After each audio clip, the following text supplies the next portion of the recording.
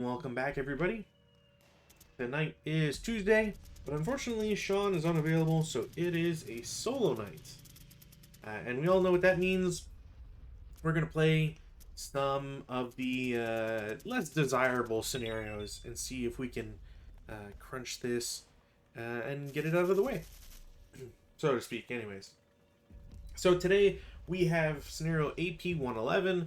This is from, I believe, Action Pack 12. This is a Japanese versus Russian scenario, and interesting in that it is both night and also a very low NVR, so not many people are going to see each other, and then everything's going to happen all at once, and a lot of explosions and stuff.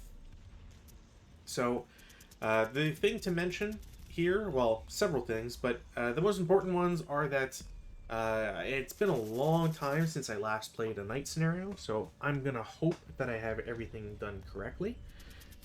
It may not be the case, so if there's any errors during play, I do invite people to make mention of it, more so than usual, just so that whenever this does come up, once it gets updated or sent to YouTube and all that, people will be able to add some helpful hints for anybody else who's going through the similar night scenario woes.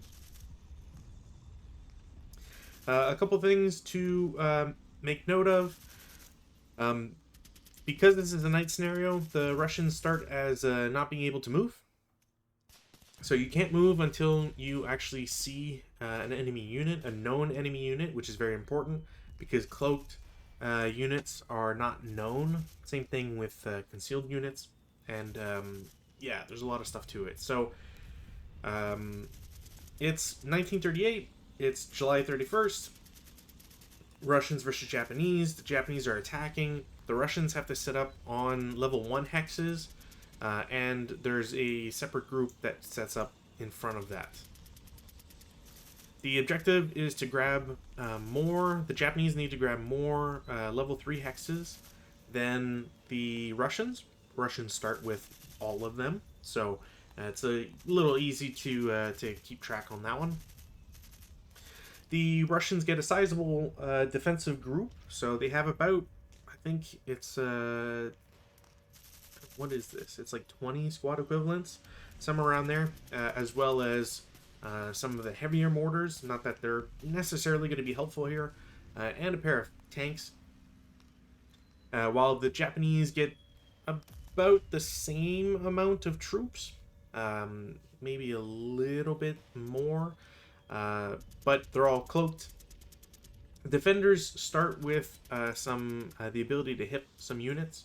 So, like I said, we'll go through the various night rules, and then hopefully I'll just kind of power through the first couple turns, because with the NVR1, there's not really going to be much action right away. So a few things to mention with the maps themselves. All woods are crag, which means they are an LOS hindrance, unless that's changed on me and I've completely forgotten. Crags should just be, yeah, they're a full level hindrance or full hex hindrance, but they do not block LOS, which is very important difference from woods. So anything like H1, well, H1 on both boards, but crucially N0, T0, and so on aren't going to block units that are right behind it. So if I was to take the units, N1 doesn't have its vision blocked in N0, T0, it can freely shoot provided you can see somebody. So that's something important to note. Orchards are scrub. So scrub is some desert terrain. So we have to go into a desert chart. Scrub is what is that? Concealment terrain? It is red. Yeah, I believe that's concealment terrain. So orchards are scrub, and all roads are paths. Now, normally scrub wouldn't mean all that much. However, in this instance, or at least in under night rules, any concealment terrain costs 1 more to move through than its regular counterpart. So all this scrub existing over here, it's just going to be a bad time for the Japanese movement. Similar thing with Crag. Excuse me.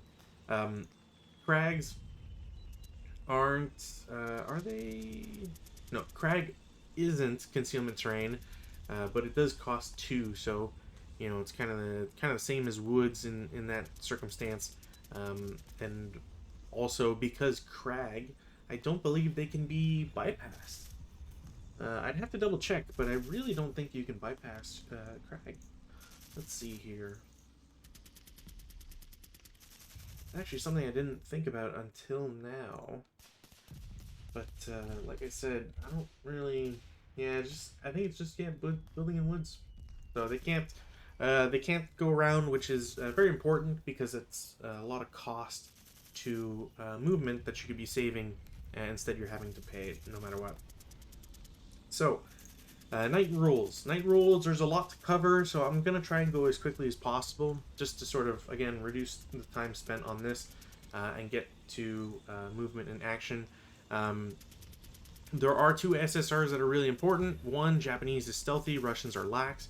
This is mostly going to affect a little bit of concealment, but more specifically, close combat. Ambush is going to be really important for stealthy versus Russians lax. Both sides can be concealed, and concealment alone provides, I believe, a -2.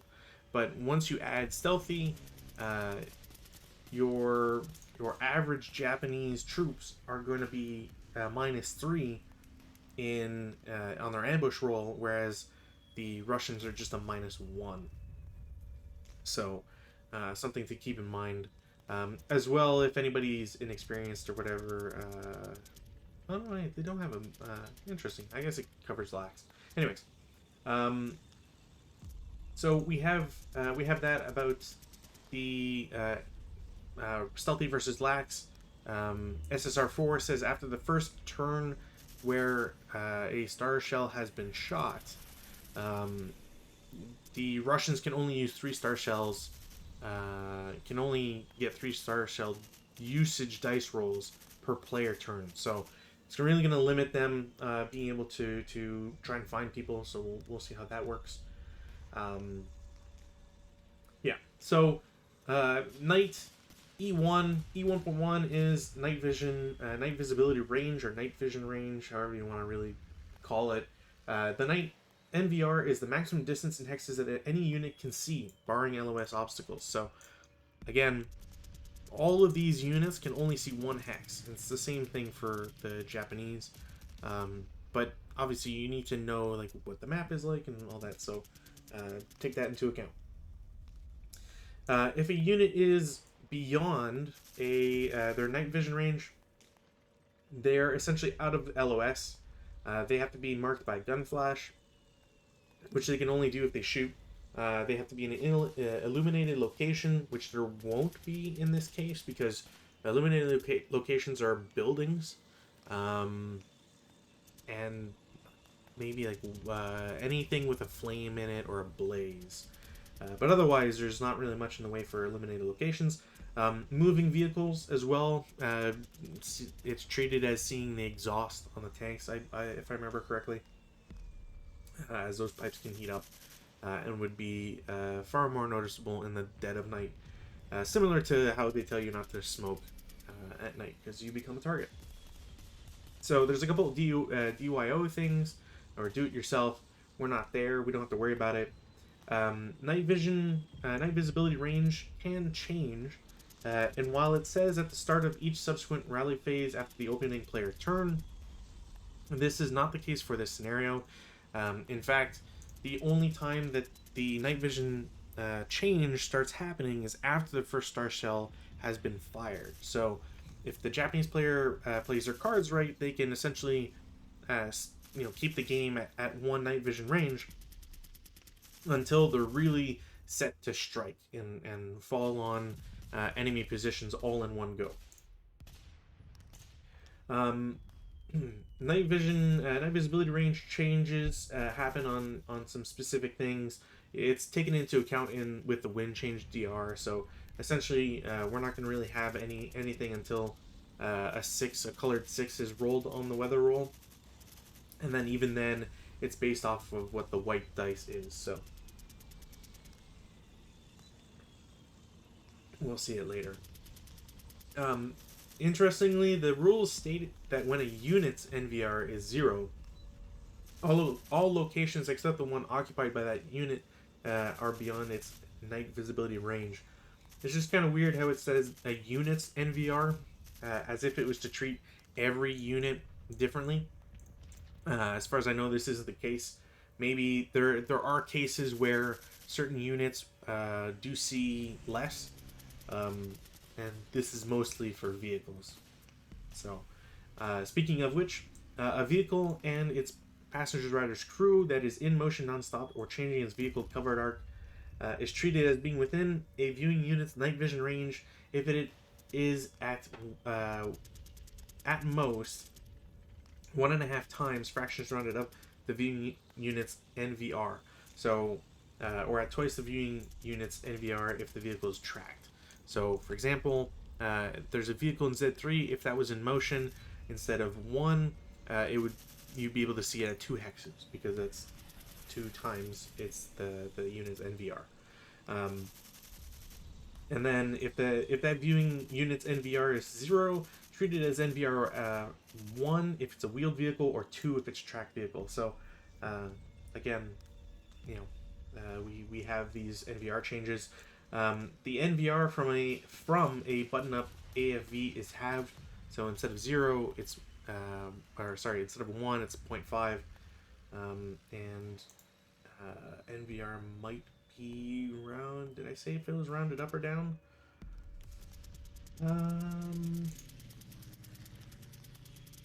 Seeing units is different from their own. Oh yeah, fractions rounded down right afterwards. I'm blind myself. So essentially, vehicles can't see anything. They're reliant on other units until I unbutton them or something. Fortifications are all set up hip. Now, because I'm playing myself, I know where my fortifications are. But if you were playing against a human, especially on Vassal, always make sure to hit all of your fortifications. Specifically, they remain hidden until the protected TEM is used. So it's very much like fortifications, fortified buildings in that circumstance. It also doesn't reveal itself if a non-dummy unit enters it. Minefields are different. Enters a location, enters a location that contains it. So, you have to be, in a building to see its fortification, that it's fortified, that sort of thing. Or if you pay extra movement factors or movement points, are used to enter it in the line of sight of good order enemy unit, where its existence causes the failure of a non-dummy unit's attempted entry into the location. So again, a fortified building and a dummy tried to enter it, the dummy would not be able to get in because it's fortified, and then the fortification would be revealed. Because you can't just, I don't think there's a way for you to say the dummy just doesn't exist anymore. I can't tell you why. I think you have to declare it. Yeah. So a couple things like that. There's a couple things to also keep in mind with regards to movement points. And I think we're going to get to that soon enough. But as a short little addendum for fortifications, you don't pay cost to enter, exit a pillbox or entrenchment unless it's done in the LOS of a good order enemy unit. So if you're in a foxhole, for example, you don't pay the 1 to get out of the foxhole and then the rest of your movement points to get into another hex. You just pay as if you were already outside, which is pretty nice. Night scenario defenders. Scenario defenders in a night scenario may use hip up to 25% or less of their fractions rounded up of his on-board squad equivalents. I may have accidentally done this wrong. Actually, you know what? Fractions rounded up, I should be fine.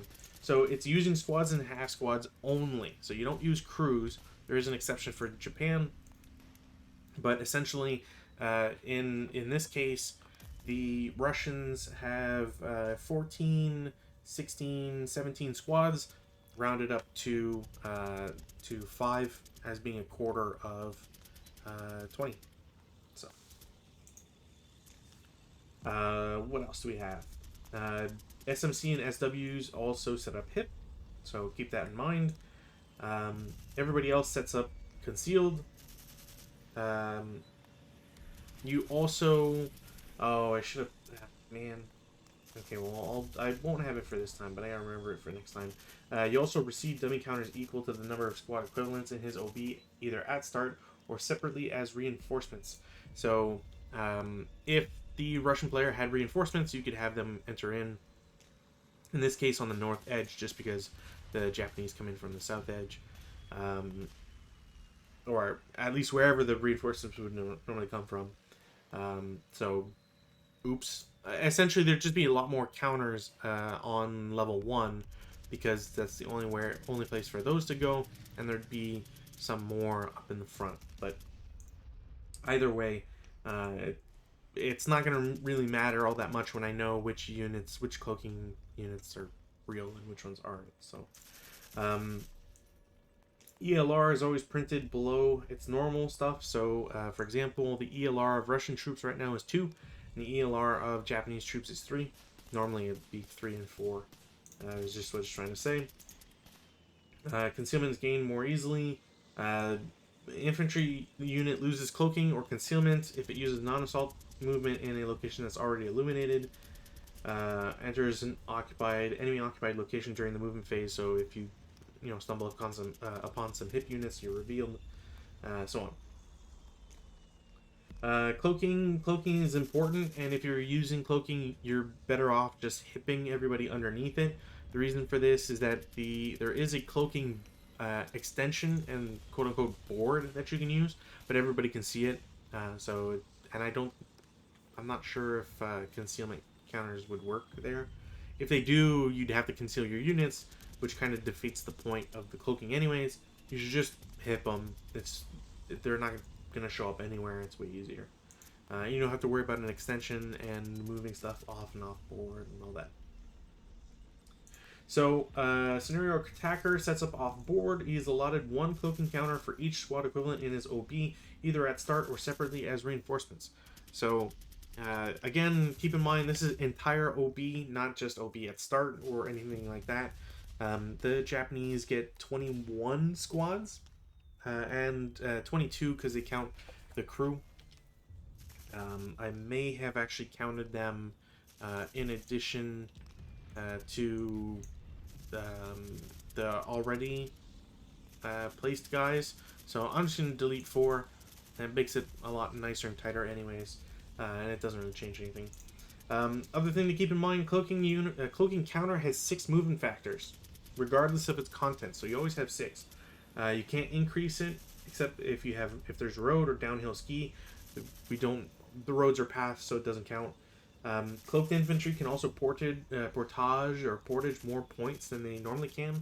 Normally it's 3. They can get up to 5 without suffering any penalties. You can't fire. You can't fire more 4 PP or more in the turn it loses its cloak status. So you have that issue. Cloak support weapons must be DM if possible. Also another thing to keep in mind. Thankfully, the scenario card already marked them as coming in DM. So, and then movement factor costs. All movement factors for a cloaking unit are identical to daytime cost. If they're revealed, they return to normal movement allotments. So if they're a squad and they normally move 4, they just go back down to 4. There's no penalty. You just stop moving if you don't have any more movement points over your normal. You can't split cloaking counters, so whatever you have, you can combine them, but you can't split them, so keep that in mind.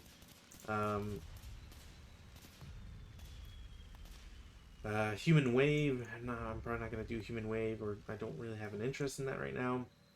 Cloak status is lost and replaced by its unconcealed actual contents for any situation that would cause one or more of its units to lose concealment at night. So if you get shot at by a sniper and whatever, and for making attack other than a successful ambush. So if you want to remain cloaked, you have to actually succeed in ambushes and all that. And honestly, looking at my setup, it's important to note how, because I've stacked all my troops, I won't actually be able to split them. These guys are now all stuck in their respective groups. So probably it might have made more sense to have them just split out into 12 different units, 12 different actual cloaking units. But anyways, last couple things just before I get going, because I don't want to keep this on, like I said, for too long. The one important thing is straying. There's some vehicular stuff. Excuse me. Essentially, they need to unbutton. They want to move because of the such low NVR. Excuse me. But most importantly, straying. So anytime a unit that is on board, remember these are all off board. If a unit starts its MP movement phase on board, it has to essentially roll 2 die, and then depending on what that roll is, will dictate the direction and distance they have to try and move. So if I have a unit that is in R7, tries to move, it's determined that they stray, and they roll. What is this? I'll use this as okay. Well, there's gusts now, but so if a unit strayed, you would take a sniper counter, and then from R7 you would go. Well, 6 is up, we'll say. So 1, 2, 3, 4, 5, 6. They have to go to R1, and this is very important because straying, you can't prevent a unit from straying. They just go in that direction, and then they stop if something happens. So you can have units lose their cloaking because they stray into an illuminated area without meaning to. So it's a lot more randomness to it. Makes it a little bit more interesting. So so there are gusts now because I rolled a 12. It doesn't do anything. Not as far as I know, because there's no flame, there's no fires already, and I don't see anything for gusts. And double checking the night rules does not lead me to anything. So yeah. Anyways, there's a couple things more for friendly contact, the berserk units, and so on. But we're not gonna worry about it too much. So turn 1, Japanese, there's no rally phase because everybody's off board. There's no prep fire. Again, everybody's off board. So everybody is going to do some movement. So I'm going to try and keep this fast here. We got 1. I also, I believe there was I think what's been messing me up is I think newest version that exists for the Vassal module. I think it's 6661. Has movement trails, so you can turn on movement trails, which is kind of cool, but it means that I think it messed with the movement, because if I take the movement trail off, it doesn't remove it, but if I take the move off, it does. So I don't know what the heck's going on here. Anyways, I just have to live with it for now. So this is 2, 3, 4, or sorry, it's scrub. So 1, 3, 5. That's why scrub sucks. So 1, 2, 4, 6. 1, 2, 4, 6. Come on. 1 off board. 2, 3, 5. 2, 4, 6. Just 1, 3, 5, 6. This is Crag, says 2. Can't bypass. 4, 6. 1, 3, 4, 5, 6. I'm not going to combine them. 2, 4, 6. 1, 3, 2, 3, 4, 5. 1, 2, 3, 4, 5, 6. 1, 2, 3, 4, 5. 1, 2, 3, 4, 5, 6. 1, 2, 3, 4, 5, 6. 1, 2, 3, 4, 5, 6. There we go. 1, 2, 3, 4, 5. Yeah, I can do 6. These guys will do 1, 2, 3, 4, 5, 6. Over on the right, 1, 2, 3, 4, 5. Another guy, 1, 2, 3, 4, 5, 6. 1, 2, 3, 4, 5, 6. 1, 2, 3, 4, 5. And then lastly, 1, 2, 3, 4, 5, 6. And again, not combining. So that's all I can do.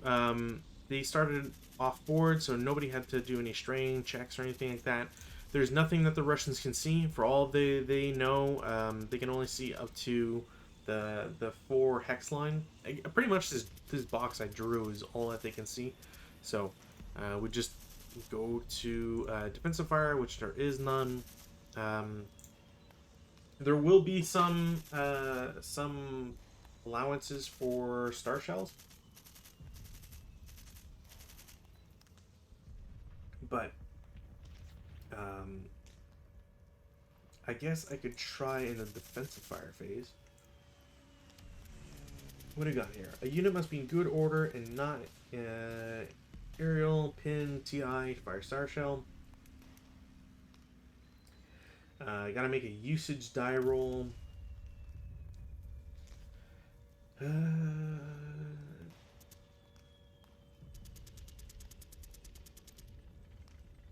addition, after the player turn in which the first star shell is unit, any unit that fires a star shell must do so at the start of prep fire phase, enemy movement phase, before the attacker commences fire movement. There's things. So if I was to look at this and say I would like to try and get a star shell, we're gonna have. You know what? Do I have the guy? It was the leader. Leader's over here. Yeah, you know what? I don't think this reveals him.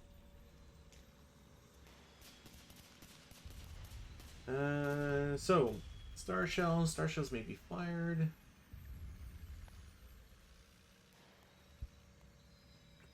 It's not a modified number.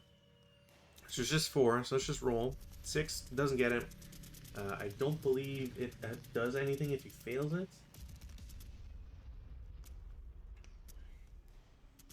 Yeah, no gun. It doesn't cause a gun flash. It's not loss of concealment. Yeah, and because you didn't get it, there's no placement.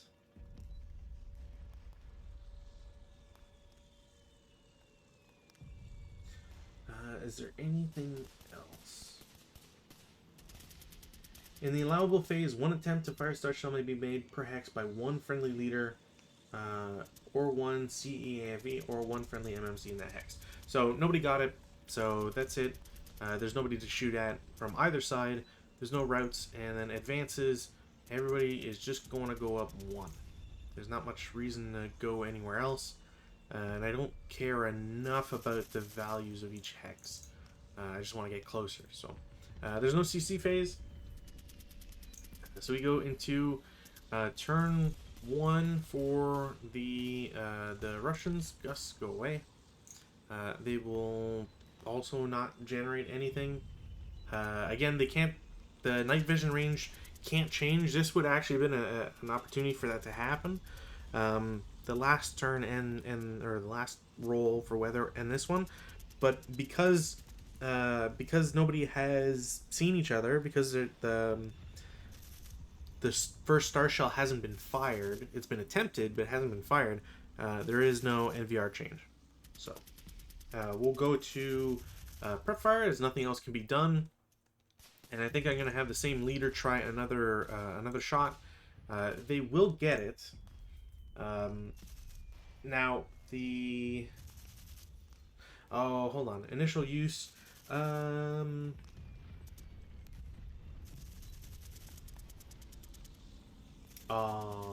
don't... Yeah, okay, I can't do it. I thought that... Okay, so I can't do it because there has to be one of 3 events that has occurred. So the first would be if the defenders don't have vehicles and the attackers do. Once you hear the vehicles, you could change. You could attempt it. A friendly unit currently capable of firing a star shell has a LOS to an enemy unit.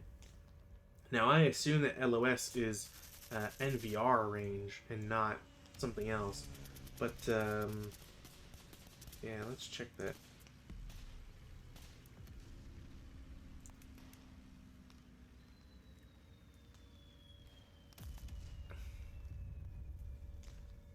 Yeah, I think it has to be. I think it has to be within LOS, which counts for the NVR. So unfortunately, I can't. I thought it'd be in usage restrictions, but unfortunately, it's in initial use, which is above, which I should have checked. But sometimes you get excited. And there's no gun flash due to an FFE or CC or anything like that. So just none can be done. They can't move because they're under no move rules. Actually, you know what? I should explain that. So freedom of movement. So each onboard unit of a scenario defender in a night scenario may attempt to move, advance only if it has either been attacked by an enemy by other than an OBA or sniper. So just because artillery has fallen on you doesn't mean you're allowed to move. Same thing with snipers. Or you've seen an enemy unit at some time during that scenario. So LOS checks are free. You'd have to be adjacent in this case because the NVR range. Once the scenario attacker has resolved any attack other than a successful ambush, the scenario defender, single best leader, using random selection if there's a tie, can gain freedom of movement thereafter if currently in good order if the player makes a DR less than their ELR. So in this case, the ELR is 2. Excuse me. ELR is 2, so you have to roll a 1 in order to get freedom of movement. You only get it once per friendly movement phase. So it's pretty crappy. If you are successful in the good order SMC is allowed to move, any unit that begins the movement phase with it in the same stack is allowed to move also. You just don't need to move with the SMC. But essentially, once a unit is free to move, they're free to move forever. So think of it as like there's a leader going around, goes to a foxhole, says, "Hey guys, wake up," and then they're alert. So that's why everybody's under no move counter. Again, because they're no move, nobody can do anything. I'm not going to even reassemble guns. I could try to do that and all that, but it's not worth it. Nobody can move, so even advance is blocked off. We go straight to turn 2 for the Japanese. Get another weather roll. There's no change. There's no weather effects. There's nothing in rally phase, nothing in prep fire phase. Now movement phase, here's where things are going to get complicated because we have the possibility for straying. And this essentially applies to everybody. So get used to me saying a couple things here. Also, I forgot to put this on here. I forgot to put the snipers on. It doesn't really matter because the Russian sniper could be anywhere. Whereas the Japanese sniper also would have had to be somewhere like here. 1, 2, 3, 4, 5, 6. 1, 2, 3, 4, 5, 6. Yeah, this is probably the best spot for him. There you go. So yeah. So straying at the start of its movement phase, each onboard ground unit or stack wishing to move to a new hex in that movement phase must first make a movement dice roll. So again, keep in mind these numbers here. because the Japanese are majority stealthy, they are stealthy in this scenario. So I have to make a dice roll. So we'll go with, you know what? These, perhaps, they won't, these guys won't die. What can I get here? I can do 1, 2, 3, 4, 5, 6. Nope, not good enough. 1.5, 3.5, or 2.5. I could probably do that. I could do it in concealment terrain. Actually, not. I don't think I would lose concealment here. So, so the stack of V5 is going to do this. So, they roll to see if they stray. They rolled a colored 5 and a regular 4. So the so a lax unit stack automatically strays if the colored die roll is a 6. A normal unit stacks only if the white dice roll of the movement DR is 3 or less, and or sorry, 3 or more.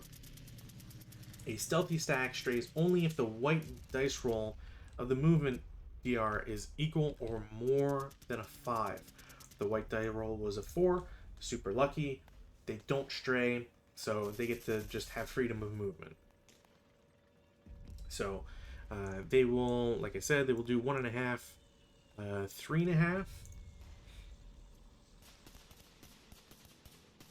Now I may actually, I think this is, yeah, okay. So here's where I will try some initial use for star shells, because they should be able to see a an enemy unit. They don't know if it's a known, it's an unknown, but you know, as long as it's an enemy unit, they have LOS to it because it's 1 hex.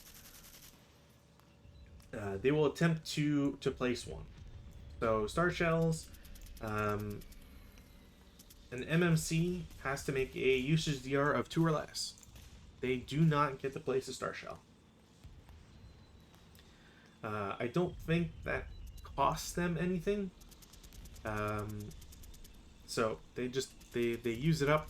The group will continue to move into Y4, and I think Y3 is going to attempt it as well. I don't know if it says. Oh no! Wait, did I only get to do it once?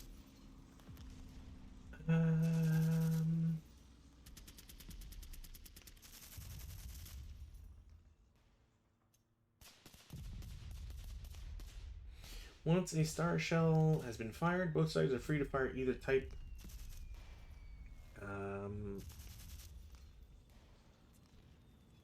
Per hex.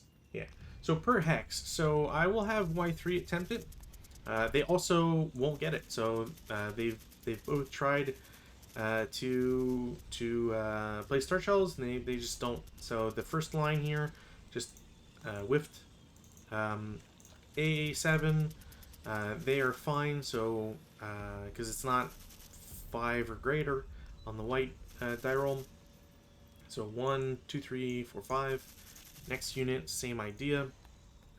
They will stray. Now, do they use the same number? And I'm thinking maybe. Also, I need to mark these guys moved and moved. I hate that it doesn't do that anymore. So, a unit stack that must stray immediately makes a straying DR. So, they do a straying DR, 2-2.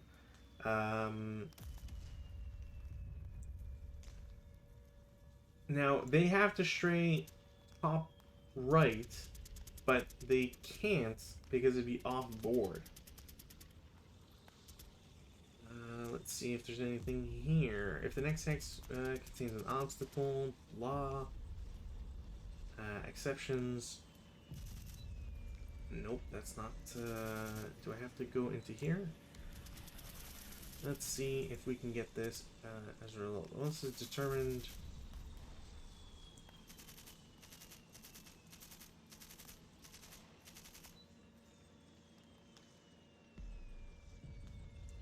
Where is...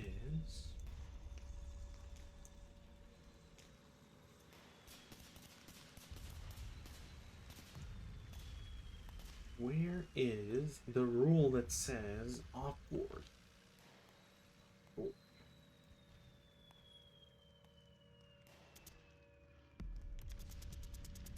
No, it doesn't say. So presumably they just try to move and then they can't because there's nowhere for them to go. So they're just stuck there. Next up we have Z7. They are also going to stray. We will do the dice roll. They stray 1-1, so they just go up 1, and then that's it. That's their. That may be their move. Let's see if it. Let's see what happens here. If the next hex. And it must move along if insufficient. An indicated area with that double time. Yada yada.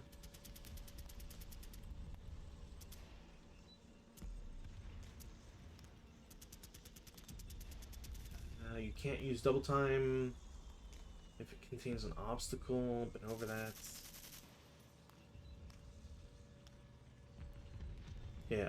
Otherwise, the unit continues to move in that direction until it runs out of movement factors or movement points.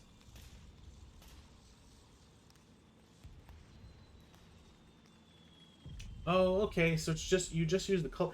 You could just do a die roll. Why make it so colored? Whatever. Okay. So you start in Z7, so 2, 4, 6. You just have to go that way. We have Z8 is going to do the same idea. They have freedom of movement, so they are going to go 2, 4, 6. Y8, same idea. They do stray. Die roll is 4. So they're going to stray backwards. Next up, X7. They don't stray. So 2, 4, 5. Let's do R6. They don't stray. 2, 3, 4. Oops, 4, 5, 6. Q7. They will stray. 4. They'll go back. 2, 4, 5. P7 doesn't stray. 1, 2, 3, 4, 5, 6. Q8 doesn't stray. 2, 4, 5, 6. Big risk here are 7. They don't stray, which is good. 2, 4, 5, 6. Oops, 6 there. We got Y8. Or sorry, Y7. Sorry. U7. Jesus. They will stray and they will go. That doesn't count for snipers, by the way. 2, 4, 6 as the further direction. W6 doesn't stray. They will get to do 2, 4, and just stay there. Why did that not pick them up? Why does that not pick them up? Huh? What the heck is going on here? Because there's 2 cloak encounters. Okay. That's slightly annoying. But pretend I did this correctly. Man, now that they're all hit, it also makes them really hard to see. So this stack goes there. W6. The other counter does stray. Their direction is 6, so 1.5, 2.5, 3.5, 4, 5.5. That's gonna be a problem. I'm just gonna have them placed underneath and hope that doesn't cause shenanigans. And it probably will. W7 doesn't stray. They will do 1.5, 3, 4. Wait, 5, 6. W or V7 doesn't stray. Perfect. 1, 2, because their path along, even though they'd be in scrub, they're taking the path. So 2, 3, 4, 5, 6. V8 does stray. What direction they go? 1, the entire way. So 2, 3, 4.5, 6.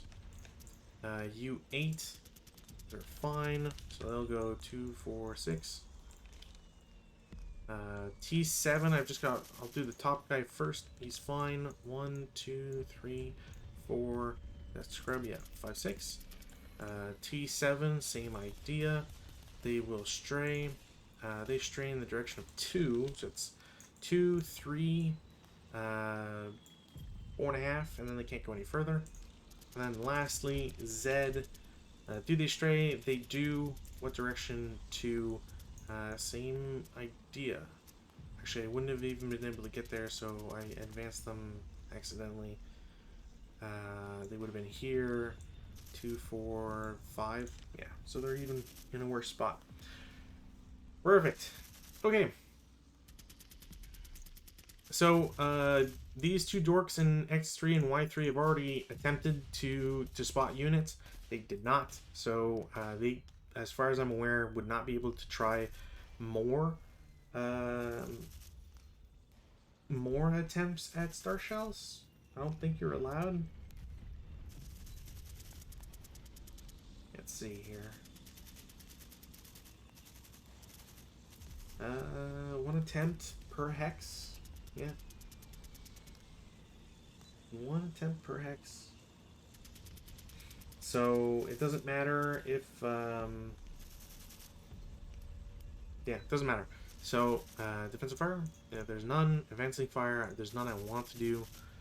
We have route phase, no actions. Now we have advance phase. Now I can get silly here, but I'm gonna try and minimize this.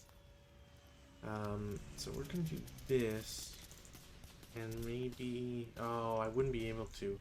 Yeah, you know what? Screw it. Might as well. Other advances, sorry. So you can go there. Everybody here can go up 1. You can go up 1.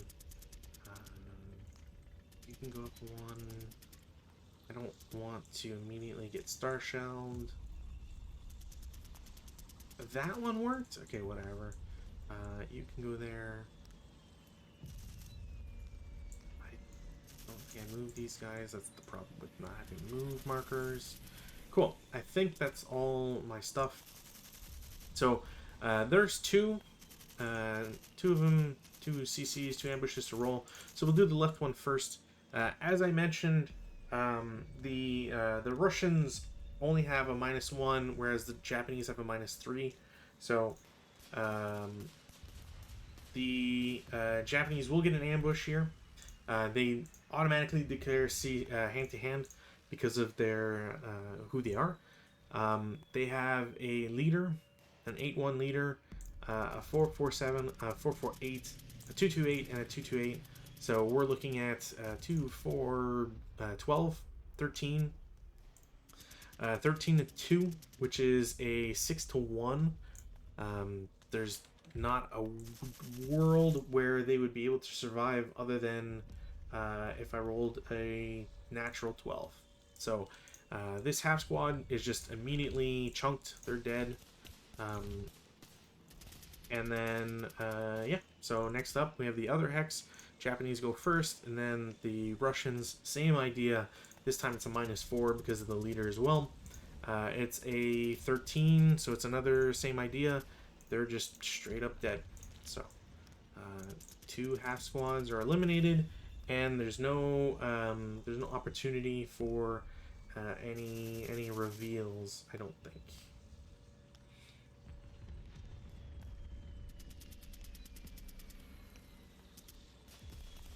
Yeah, so to really kind of get to the point here and to understand gun flashes and why one is a unit would be exposed versus not and all that, the thing to keep in mind with gun flash is that it does reveal locations. So if you shoot in the prep fire, for example, it would reveal your location for until the prep fire counter goes away, which obviously is like the entire turn.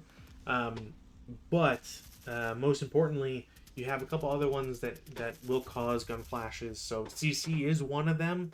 so long as it is a melee counter. If it's just your initial CC, you don't have a gun flash. So, you know, these guys have just snuck up on positions and killed them while they were sleeping or something, and there's no chance for any of these other units to do anything in response, which again is, oh, I forgot all my reinforcements. Okay, well, they're easy to bring on, but it kind of reinforces the idea of, you know, how you can kind of get a real solid advantage on that stuff. So I forgot all the reinforcements I was supposed to get. So let's just build up force real quick. 1, 2, 3, 4, 5. I have SMC here. I have this guy and this guy. I get 2 light machine guns and another mortar that starts the M. Cool. So this. Let's toss lunges on these guys.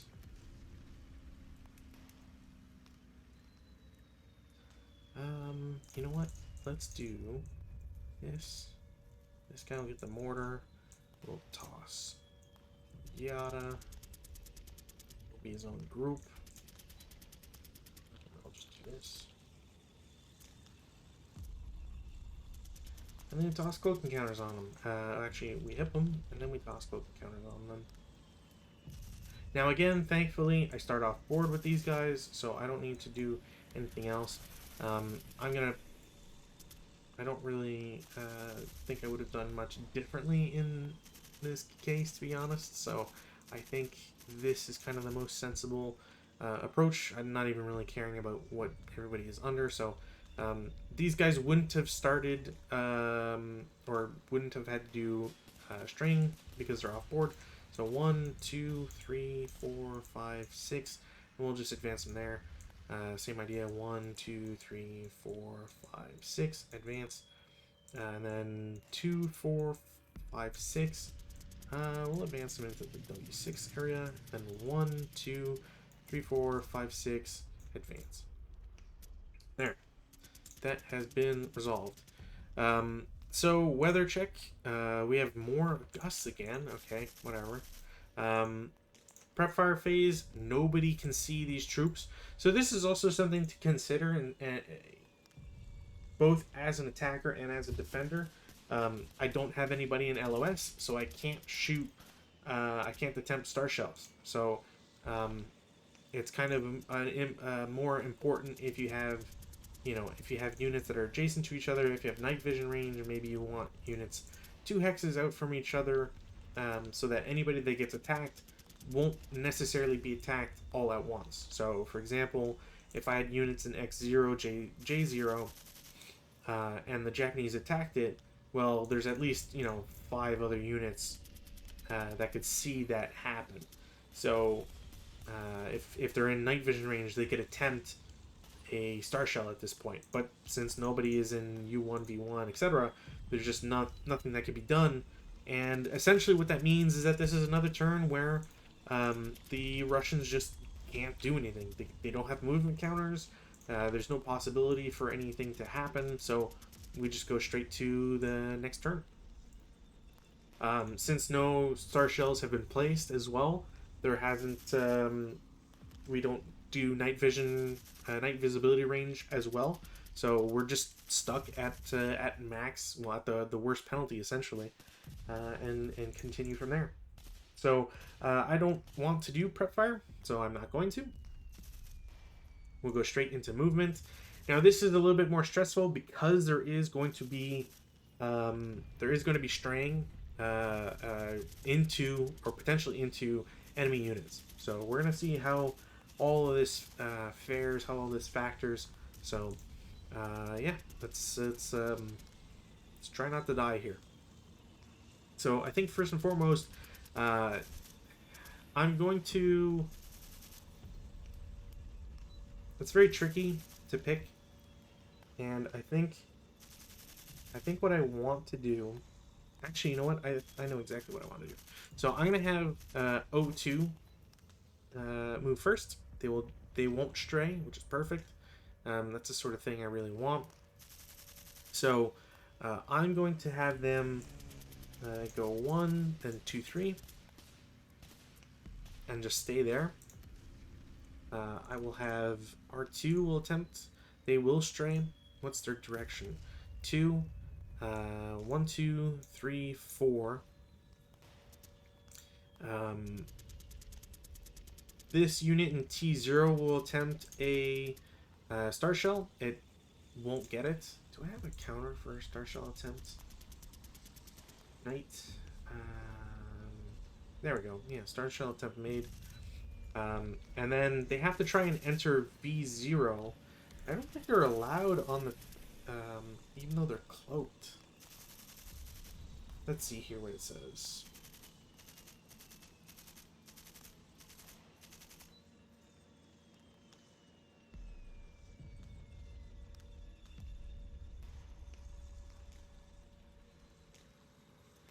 Yeah, I think in this instance, V0 would have to reveal that it's a real unit in order to bump the cloaking unit out, thus revealing them. I'm gonna have them try a Star Shell attempt. Never mind. As I was saying. So I think they would have to reveal, and then this guy would just get deleted, I think is how it would work. And, I mean, since they've now attempted Star Shells, you two, we'll see. They don't stray. They will just assault move to V1. Same idea in the back here. They will attempt to stray, move. They will stray. Their direction is 1. This is going to be problematic. Real problematic. So, 2, 3... 4, 5. Oh, and they have to stop there because they can't go any further. I'm gonna have the squad in N1. They will be able to place a Star Shell. So, here is the interesting part. So, they were in LOS. Of an enemy unit. Now, I have 3 choices for placement of a Star Shell. I can place it in the Fire's Hex and then make a random direction DR. And that'll just be 1 Hex in whatever direction. I don't have LOS to a gun flash. But I could shoot it in the direction of the enemy unit.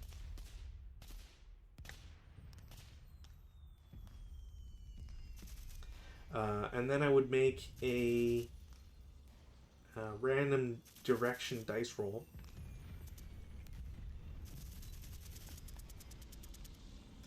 Or I can place it exactly 3 hexes away and then do a random dice roll and, you know, have it be wherever. Now, I think, honestly, I think a random direction DR is probably the best by placing in its original hex. I think it just makes the most sense for the Russians at this point. So, we go to our Star Shell. Star Shell is 3. So, if I have a Star Shell here, we flip it. Oh, wait. Was that not... Oh, was I counting it as... And I rolled a 3, didn't I? So I don't get it. Damn it. Okay, my bad. I thought that was like a half squad thing. It is not. Well, I kind of really need to get a Star Shell, I think. So I'm going to have the leader attempt it. The leader will shoot it. That's cool. He'll do the same idea. I think they have to... He probably has to be revealed. Yeah, I think he has to be revealed in order to do so. So, same idea. He's going to place it in his hex, and then random direction DR. So, single die, 5. It, instead of being, oops, here, it goes 1 hex down to Q1. So now everything here, I need to mark these guys. Oh, Jesus. I think this guy moved there, I think. Sounds right. So, yeah, so Q1 now has a star shell, and we can see all the hexes that are illuminated. Now, honestly, this is the main reason to play night scenarios on Vassal, because of this. Huge shout out to Doug Rimmer and everybody who works on this, because this is just a dream. When you're playing it, on a real board, it's real tough to get that going.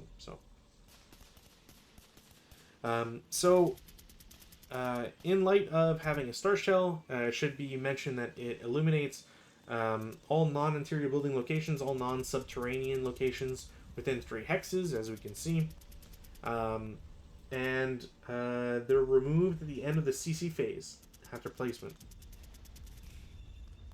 So, yeah, they last the turn, essentially. What else? It also means that NVR can now change, so I have to keep that in mind for the weather checks. And it also means, or will also mean, that do I have a counter that says they made it? If I flip it, no. Oh, does that count as a gun flash?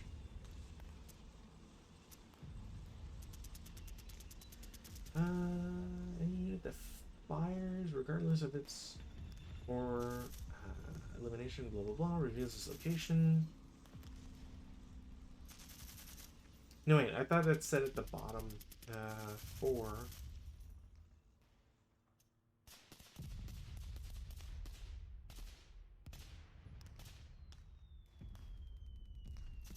Initial use.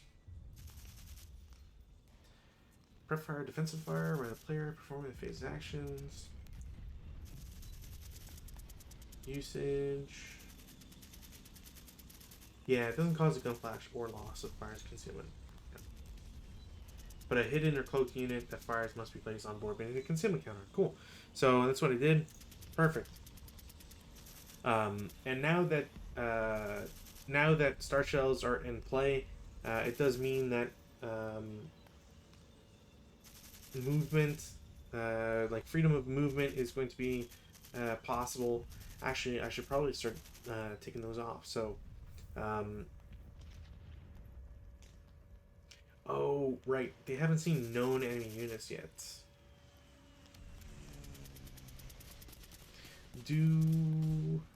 Yeah, let's see. Let's actually check the definition of known enemy unit here, just so that we're unconcealed, non-prisoner enemy unit. So keep that in mind. Yeah, keep that in mind. So, night rules. We've already got some movements. It does again mean that star shells are far more likely to be used now, because you can just do them now. Although,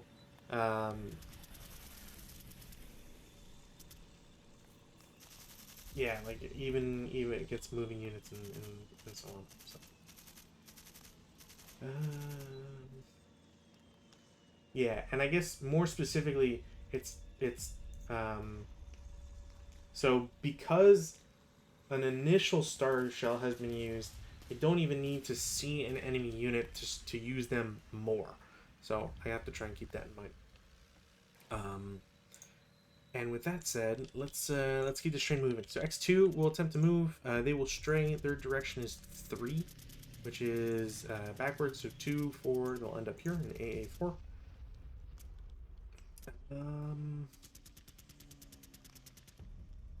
1, 2, 3, 4, 5. Ooh. Yeah, X3 is going to attempt to move. They will not stray. So 2. Do I have any? No. Okay. So 2, 3, 4, 5, 6. L1 will attempt a. I do have a leader there, so they'll attempt it. They will get it, even if it wasn't. They'll put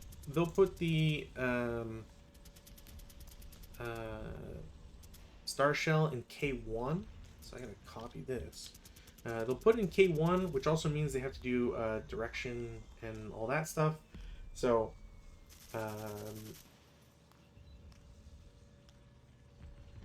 random direction, and then there's extent of error. So random direction and an extent of error, which is the white, which is halved. So 4 and then 1. Does it go down any further? Is it? No, it's fractions rounded up, so it goes down 2, I believe, which is not great. Because essentially what this means is, oh, you know what? Yeah, I think this is what I have to do. Just clone this and mark them, and mark this guy. So essentially anybody in this range is not going to want to move because they'll just get exposed. And it just becomes real dangerous. Like, you don't even want to attempt movement because you might just stray.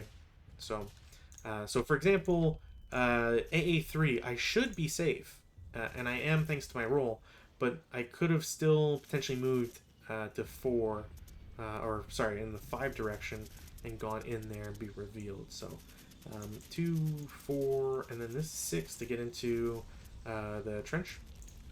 Mark these guys to move. Mark these guys to move. They also don't lose cloak, I believe, until they, because they ended.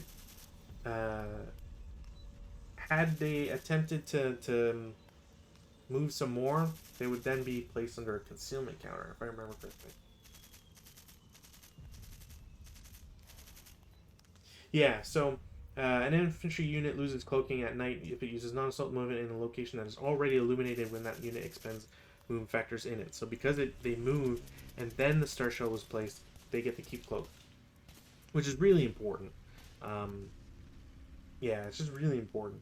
So, I probably, thinking about it, there's probably something I could have done with like getting freedom of movement with the leader, but whatever. At this point, it would have been once per friendly, and then best leader and all that. So whatever. I'm going to attempt movement with R6. They will stray.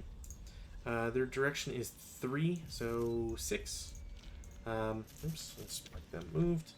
I will try with U6. They will stray as well. Their direction is 4. They will move straight back. They might actually not be able to because of overstack, so they might just have to stay in U7 now I think about it. W6 will also stray. No good luck here.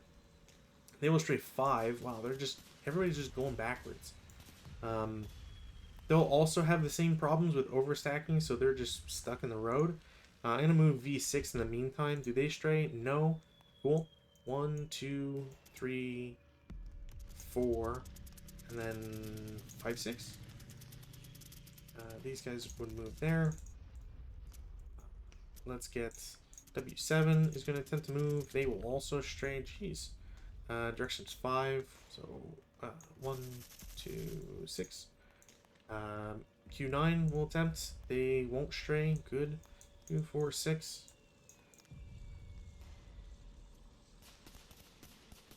Oh, you know what? There's probably something about being an LOS of friendly units that they wouldn't have to, but whatever. I'm not too picky at the moment. So, I'm not going to attempt any more. Defensive fire phase.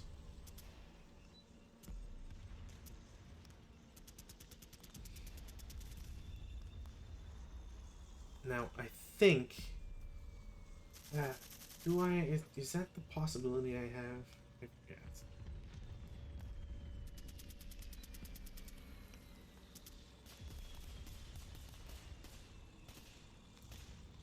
Do they have freedom to shoot?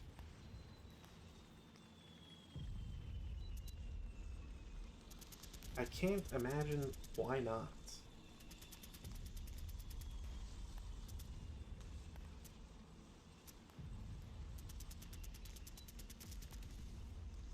On foot, straying, exceptions for any contact, jet fire.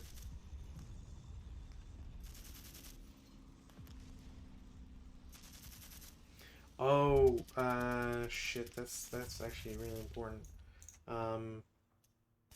Did I have any string that result? Oh,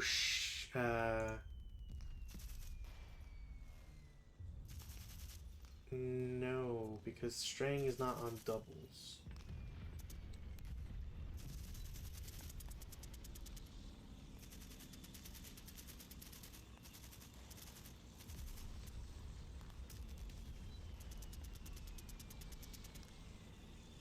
Yeah, string is not.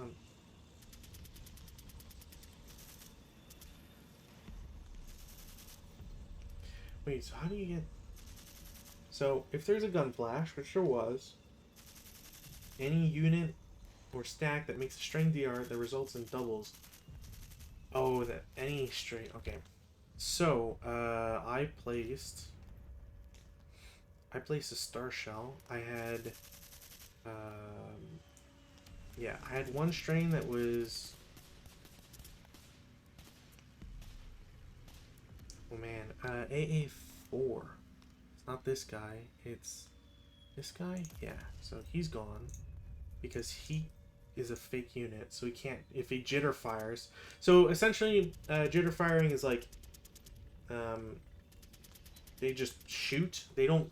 They just like as if someone pulled the trigger and then you know you got noise and all that. But um, I don't think you. Yeah, like it cancels their move, that sort of thing. But I don't think they can actually have. If they're fake units, I think they're just gone. Normally, I think you would roll to see if they check for sniper and all that, but I don't think it's the case. So I'm gonna try and do this properly here. So 4 is closest defender jitter fires unless stealthy. Well, the defenders are not stealthy, so I had moved a unit X3 to X2. Right, that was these guys. So these guys essentially jitter fire V0. So unit determination, closest defender is one or more good order non-hidden units of concealment. In the nearest in hexes occupied hex by the attacker by the moving attacker's choice if equidistant. If more than an applicable unit is subject to jitter fire, all such applicable units are affected. Only machine guns and small arm fires are subject to jitter fire. Heroes, units with no FP, units already marked with final fire, and units marked with a first fire counter and closer to a non-enemy unit than a moving unit are exempt.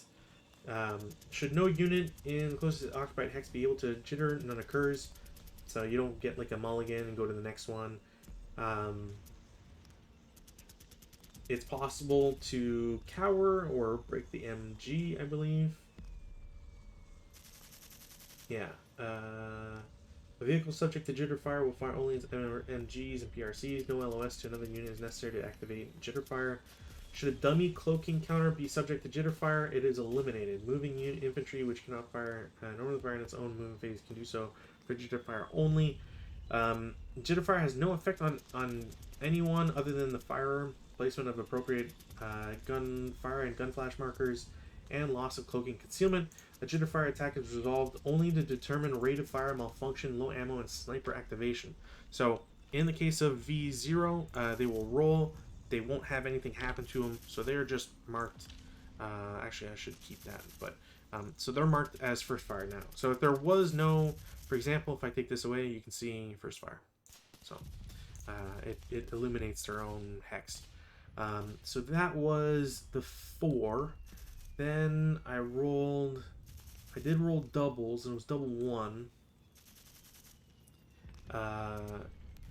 So I rolled double 5s, which is 10, but it's the moving unit is cloaked and stealthy, so they don't jitter fire. I did roll a 2, which means the closest defender would jitter fire. I believe it was the guy over here. So I think this is equidistant. 1, 2, 3, 4, 5, 6. Yeah, 1, 2, 3, 4, 5, 6. Both be 7. Where was this guy? He was in, yeah, V6. Okay, so that doesn't happen, unfortunately. Then I rolled a 12 on the guy from Y9 to X9. Y9 to X9. This guy's eliminated. And then that was it for the movement. Okay, so we fixed that. Cool. So I guess the question becomes, I do have the opportunity to shoot. Do I get to shoot at cloaked units?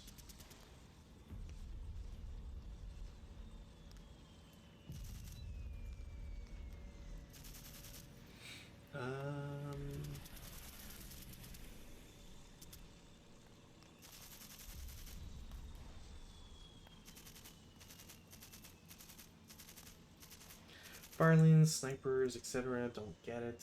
Okay, sure. See, now I feel like I'm kind of hosed. Because my guys are all in a good place. You know what? Yeah, let's see here. I would have this guy in T0 shoot this cloak unit. So it should be halved. So it's 6, so 3, and then cowers to 1. So that guy's just gone. This guy's marked as final. I don't want to reveal one of these dudes. Oh, you know what? I can do that. Okay, yeah. So, the leader is going to attempt to place some artillery, which means I have to go to the artillery table. Yay! Charts, charts, charts. We have offboard artillery. Now, he's Russian, and it means he's got, like, the friggin' worst of the worst in terms of radio. So, does he establish radio? He does. 6 honestly sucks. So, the fact that he got it is impressive. Does it show on the bottom? Yeah. You need a 6 or less if it's before July 1942. So, crazy. Gets it. There is no spotting round or FF2. So I need to do a chit draw. Chit draws for Russians is hilarious. It's 5-2. Black. So they have it. I will put artillery. And I'm going to attempt to put artillery and convert it immediately. Because I need something out of this. It also means that it could potentially fall anywhere. And I think I want to place it here to just try to get maximum effect.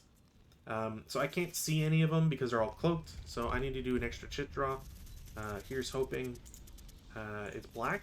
Perfect. I need to put that counter back in because it's an extra chit draw.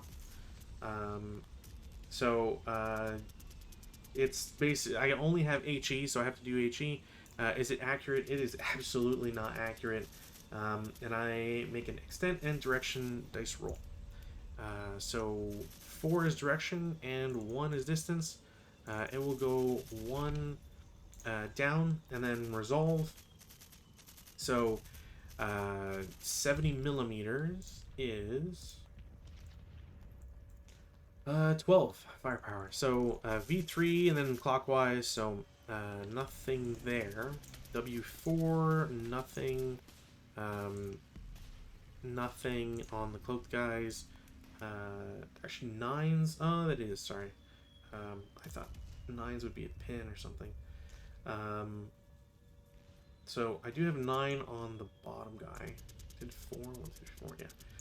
So there's a normal morale check on this guy. 7 passes because like dummies, you have 7 morale. U5, no result because it's scrub. I don't think it can catch fire. Then U4, another nothing, and then V4 itself, no. So this turns into FFE2, and that guy's done. I'm gonna have the squad reveal itself and shoot as a 4-up-1. 9 is not gonna do it, so they are finaled. I'm gonna try this as well. Another 4 up 1. They will cower. Another nothing. Oops, that's not what I wanted to do. The foxhole shouldn't have revealed itself, but screw it. I mean, I can just do this, but it doesn't really matter.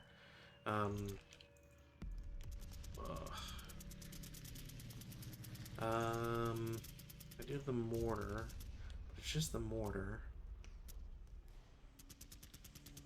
Technically, these guys, even out of, like, in the darkness, can see them. As long as they're illuminated, that's all that matters. Yeah, I'm gonna try this as a 8 flat. It is a 4 and sniper. 4 and 8 is 2 morale check. This is it's not gonna be good. This is not gonna be good at all. 2 morale check. So morale check. Leader is wounded, or potentially wounded. Yeah, leader is wounded. So he's like gets it off here. 2 morale check here. That guy is pinned. Next squad is also pinned. Then first crew is also pinned. And the next guy is straight. Wow, okay. They did get ready to fire, but his sniper does not activate. Yeah, let's do subsequent. 4, it's going to be flat. It's another 8 on 4, which is nothing, so, and no rate, unfortunately. So they are just marked final fire.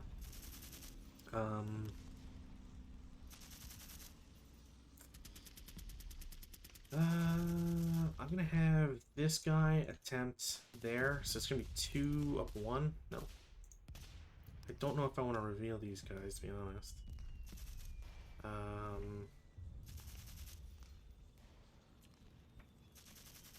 I think I'm going to have,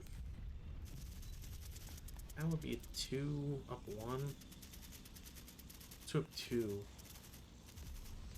You know what? I'm gonna have these guys revealed. Not the, well, leader doesn't matter, but it'll be a 2 up 2 here. What was it? 6 on 2 Pintash check? Well, these guys are just gone.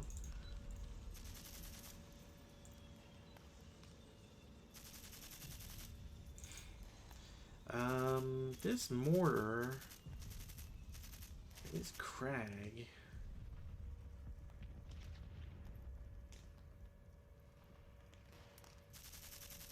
There's not really any spots for me to shoot from. Let's try a 6 up 1 from against these guys. What is that? 8? 8 on 6 Pintash check. Well, the leader pins.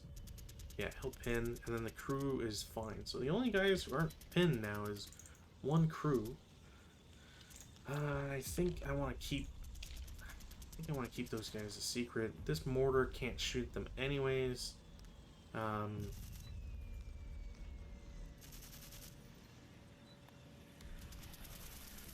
mean, I think it makes sense for this mortar to reveal itself and attempt against Y3.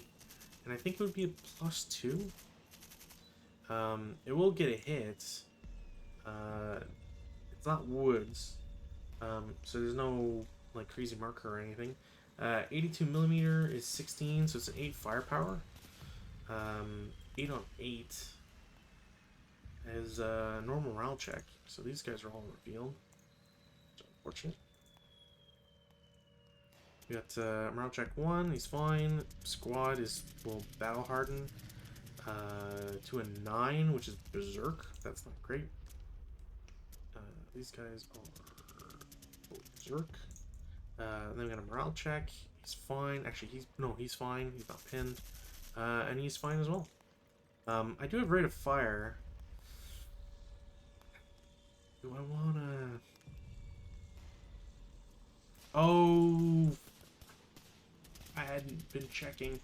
These guys don't, because the leader increases.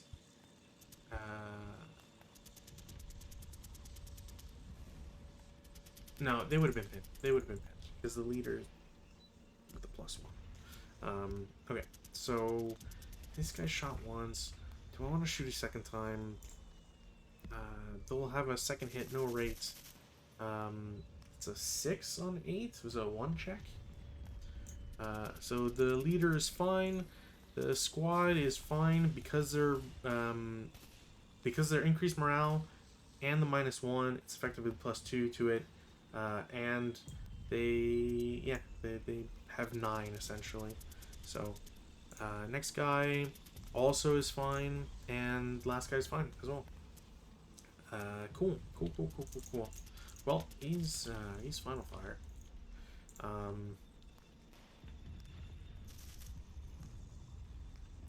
Yeah, really gives me pause, and I'm gonna need to start shooting as the attacker.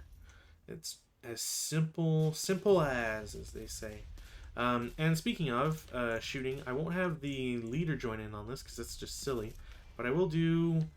That's 1, 3, 5, 6 up. 6 up 3 against the guys in L1. I think, yeah, I'll do that. They won't get a result, which is kind of, it should be expected, to be honest. I don't have any other shots to make. I could do 1, 2, 3, 4. I could do 6 up 2. Nope. Well, I'm glad it was on these guys. Not much else to say. Yeah, I don't think these guys can see an actual unit, so I don't think any of these guys are under no move restrictions anymore. This guy can't see him because of the hill. That goes away. I don't know if this guy could see him. What's your vision? Yeah, if the woods wasn't there, he would see it. Same idea, I think, from this guy. Yeah, he'd see it. Cool. Yeah, I don't think anybody broke. Nope, nobody broke. So, advances. We're gonna have to do, yeah. Yep. I think that's the plan here. So this cloaking is gonna go away. And then I gotta just remember to make counters here. So you guys go there, you guys go here, and then you guys go there. These are all gonna be CCs.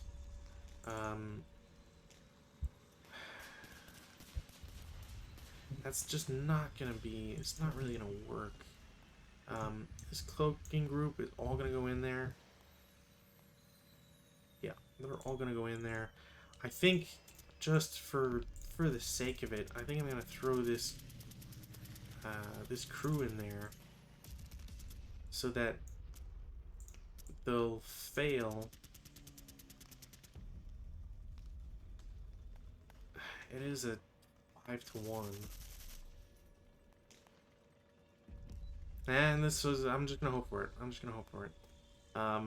Because these guys, this K1 is all hosed if they're stuck there. So advances, what else?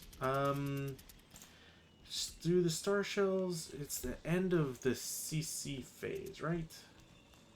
How long do star shells last? Yeah, end of each. Right, after concealment gains are placed. So, I mean, I would go here if I was the Japanese player. I wouldn't really suspect anything.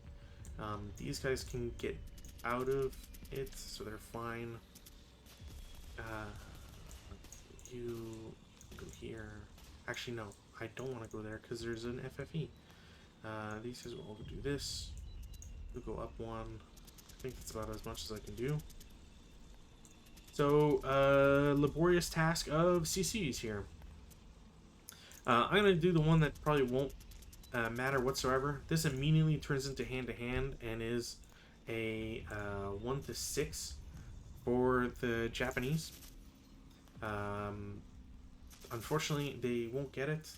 Then it's a 4-1 for the others, which they will get. If I just change those rolls, man, that sucks. All right, well, MG drops since it wasn't a 1. Not the end of the world. Melee counter goes away. Now for other stuff. So in V0, there's a cloaking counter, ambush, so Japanese, and then Russians. The Russians aren't concealed, so they only have a +1, which brings them to 5, and then the Japanese have a -3, so they do ambush. What's my value here? 4, 8, 12, 13. So it's a 3-1, down 2, essentially. And it's hand to hand. Even if it wasn't, it'd be a kill. So that's just a straight death. They retain their cloak. And now for slightly more complicated stuff. So we'll do T0 first. Japanese, then Russian. Again, Japanese are -3, and then the Russians are +1 because they're unconcealed. In this instance, that's also an ambush. It's a 1-1 down 2. They are just straight up dead. And because I rolled a 1, the LMG is also eliminated. I'm gonna attempt P1. See if we get this. Unfortunately, it is actually, oh my god, it is -5 for the Japanese, which isn't enough. No, it's not enough. So they will lose their concealment, but it is a 1-1 down 3, which they will get in hand to hand, and then the Russians will unfortunately also get that. So everybody here dies. That is always the case for me. This will go away, so it doesn't matter. This would be revealed, I believe. That goes away. This goes away. Or at least I'm pretty sure that would go away. Then another concealment. It's another no ambush. Starting to think I should have rolled the other ones first. This, I believe, reveals itself because it's eliminated? I forget. 1-1 CC. It's going to be a kill for the Japanese, and it will also be a kill for the Russians. These are not the trades I'm looking for. And that's it for CC. So we go to turn 3 for the Russians. We do weather. The die roll does not have a colored 6 and then a value, so there is no NVR change. These go away.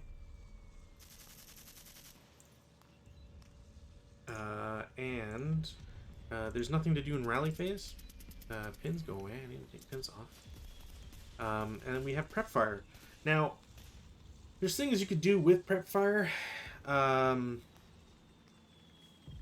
the problem is that you do want to put illuminating rounds if possible. I do have illuminating rounds with this mortar. But I also really want to shoot these guys. So I think the plan I want to do is I'm going to reveal this guy, and he's going to attempt and get it. He's really lucky. 1, 2, 3. I'm going to put this star shell there in X1. And then I got a random direction and distance. So huzzah! It is 1, 2, 3. So it goes back to his hex essentially, which isn't what I want for the mortar. So he's going to get a star shell used. I should just keep the counter. So he gets a star shell used. And that's 1 of 3 that I can use. So I'm going to have this guy also attempt it. He will also get it. Holy shit. Puts it in Y1, which is exactly 3 hexes, and then direction distance 2-1, which I think is there. So he will get to see that.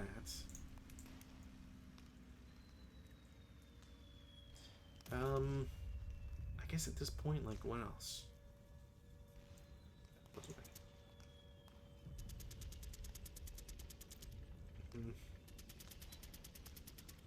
Yeah, I'm gonna have this leader attempt to place it. He will also get it. Man, my DRs right now. Jesus. They'll put it 3 hexes and hopefully 01, and hopefully I can get it down and to the right. 5, 6, absolutely not. 1, 2, 3, 4, 5, 6. Your star shell went. How? Yep. Sure.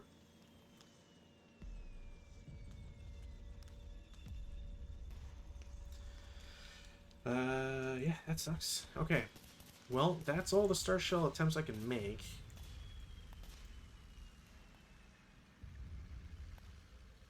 I'm actually curious as to how many attempts I made last time, because I might have done too many.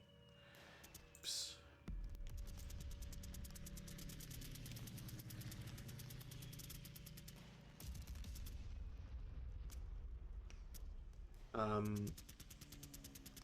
Yeah, okay. Well, mortar will attempt to shoot. It will just... Oh, it doesn't break. And it's only... Yeah, it will reveal its bore sight, but that number is so bad that it just doesn't have anything. It's just... It's used up all its shots. I think if you start... I think if you... Star shot, I don't think you're allowed to shoot, right?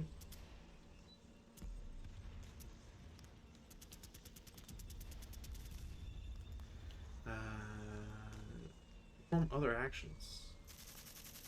Has no effect, so you can star shell and shoot. Well, that's kind of Well, I mean, I might as well. I will have these guys shoot adjacent. That's... What am I looking at? 20? 25 power up 1? 11 on 20 is... Normal morale check. Alright. Barely got there, but got there nonetheless. So normal morale check. Leader's pinned. No, wait. He doesn't modify his own. He's fine somehow. That sucks. These guys are just... They are a broken half squad now. Not the time to be getting that.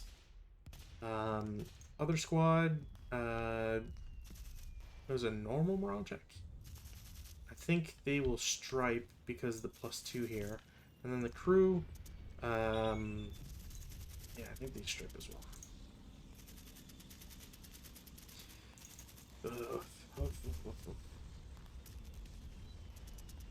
Okay. Honestly, I kind of want to just beat on them some more. So I'm going to have this group also shoot at them as a 16 flat. 6 on 16 is a 2 morale check. Leader will take another wound check. He's fine, for Christ's sake. The broken crew is dead. Broken squad. The 3-4-8s are fine, surprisingly. 2 check, man, they're fine. Because that's, actually they're pinned because, no, they're actually fine because the leader, even with his +2, which is a +4, all things like taken into account, but because he raises their morale by 1, it's actually, their morale is 9, which is incredible. These guys with the crew will break.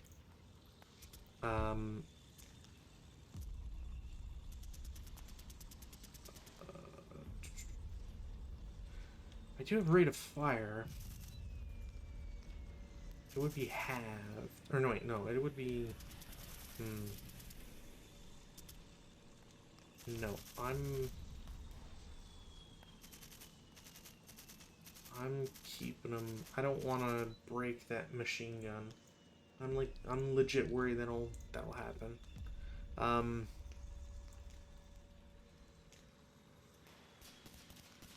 You know what? I will have J2 shoot at these guys as a 6-up-2.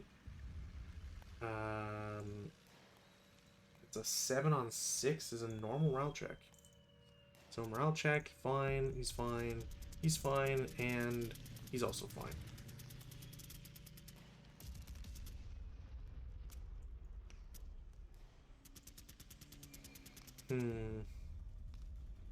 Nobody can touch this guy. Ah, that's not true. I should just... Yeah, I'm just gonna reveal this guy. Screw it. Oh, no, wait. He wouldn't be able to see him. Never mind. Because of the... You can't see him because it's not in LS. Yeah, I think that's it. I haven't... Do I remove? There are no moves.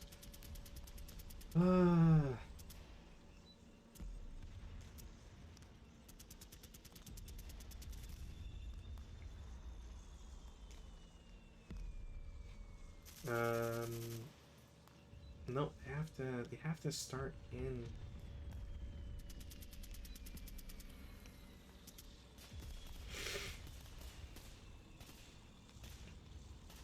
Yeah, they haven't seen known enemy units, so they just can't, so they're just stuck there.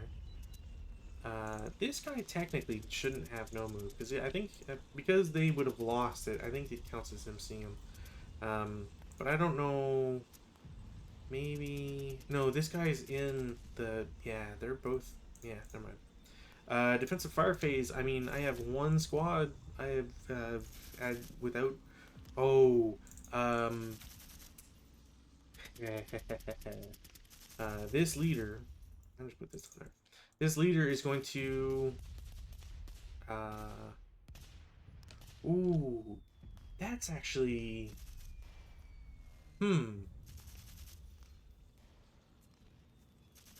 that is actually a really good idea. I will have just the squad shoot 6-up-2. Actually, it's a 6-up-3. I don't know why I said 6-up-2. So he's shot. I could toss a DC.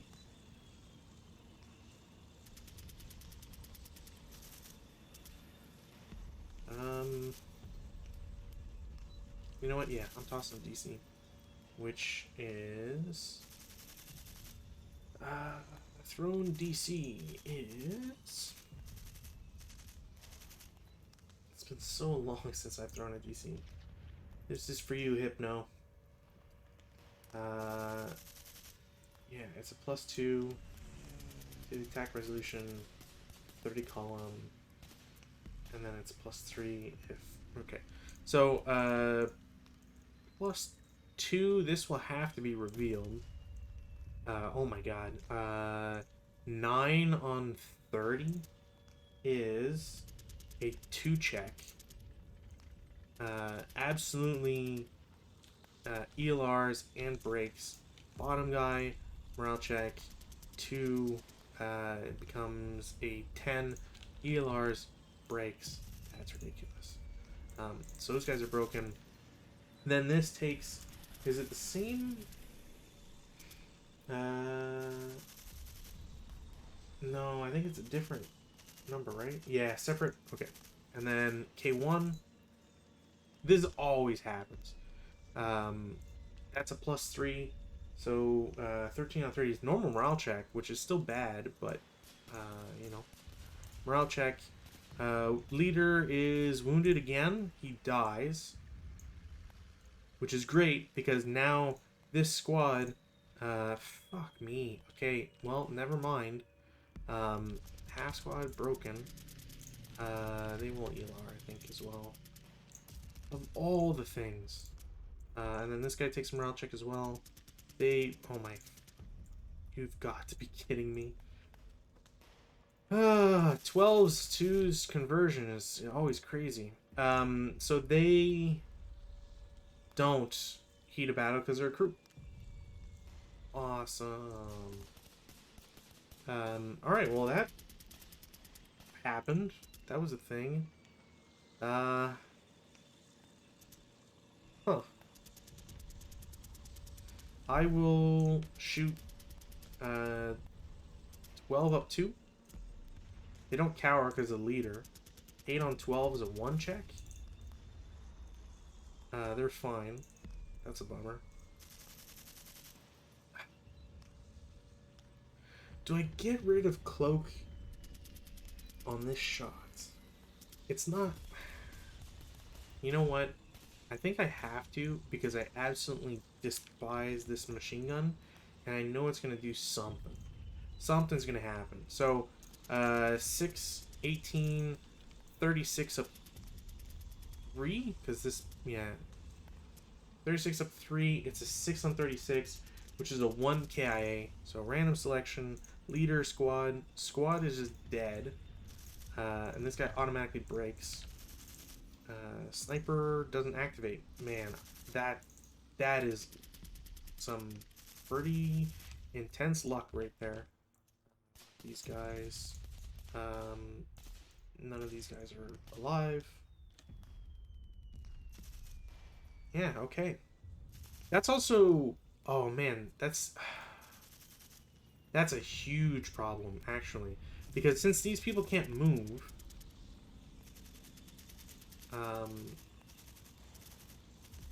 I need to start shopping this leader around, but I didn't think about doing it in the movement phase, because I now need to get this leader to go literally everywhere. I could probably roll for this leader actually. Could I do it at any time, or does it have to be in the movement phase? Per friendly movement phase. Okay, well I'm gonna do it because I didn't really think about it. And he gets it because he rolled under his morale check. Okay, well that's like super stupid lucky. So maybe it's like redemption or whatever for that. So yeah, this guy now has freedom of movement. I'm not gonna have him move because that seems even like far too gamey. But he now needs to book it to, and this leader as well. They need to book it to everybody to get them to move because the Russians are going to lose this hill. Like, it's almost a guarantee at this point. So, yeah. Things are not going too well. That's it for that phase. Take off moves, but it doesn't matter because my things don't auto-mark as move anymore. Really don't know why I does that. Nothing crazy going on. Nope, no conversations happening. Great. Cool. So, routes. Russians first. Where the fuck do we even routes? So, routes. Routing. A broken unit does not route normally at night, but instead always uses low crawl and is never eliminated for failure to route. A broken inherent crew still uses all of its route phase to route out of its vehicle into the same hex as per D 5.311. A unit is captured or surrenders at night only by CC or mopping up. DM unit retains DM until it makes the self-rally, rally or self-rally under its current printed morale.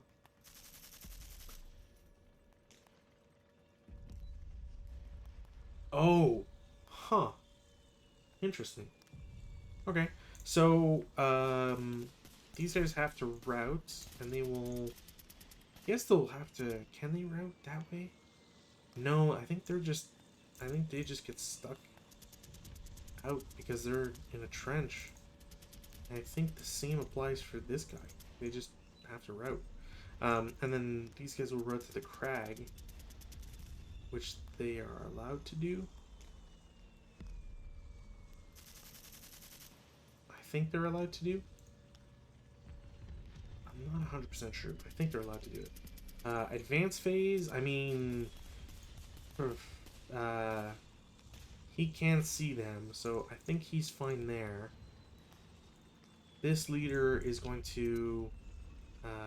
oh, is this a trench? No, it's a foxhole. Shit.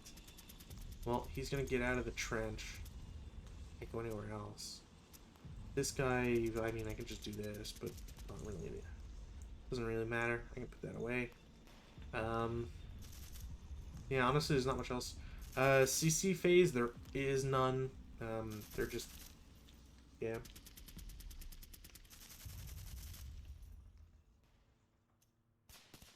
Yeah, always uses low crawl, so there's nothing I can do there. So let's take these star shells out, make the board a little bit more reasonable. So we go into turn 4. Turn 4 Japanese. Ooh. Okay, so this is very interesting. So we have a change in night visibility range. Not good though.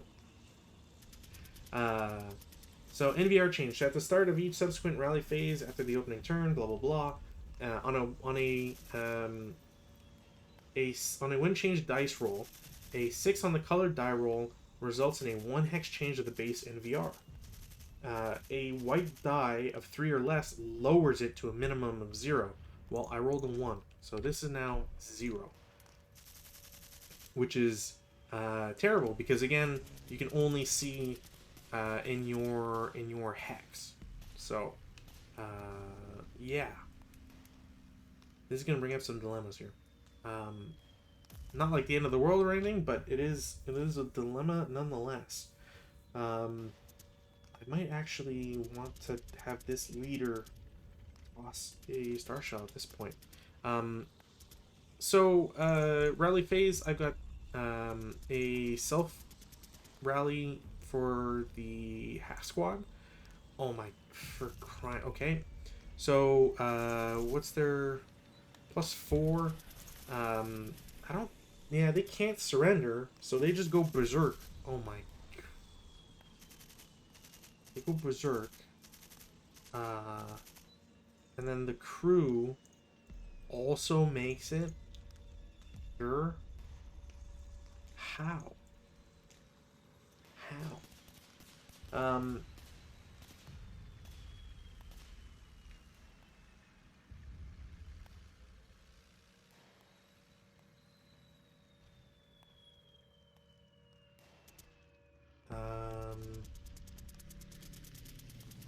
This is problematic here.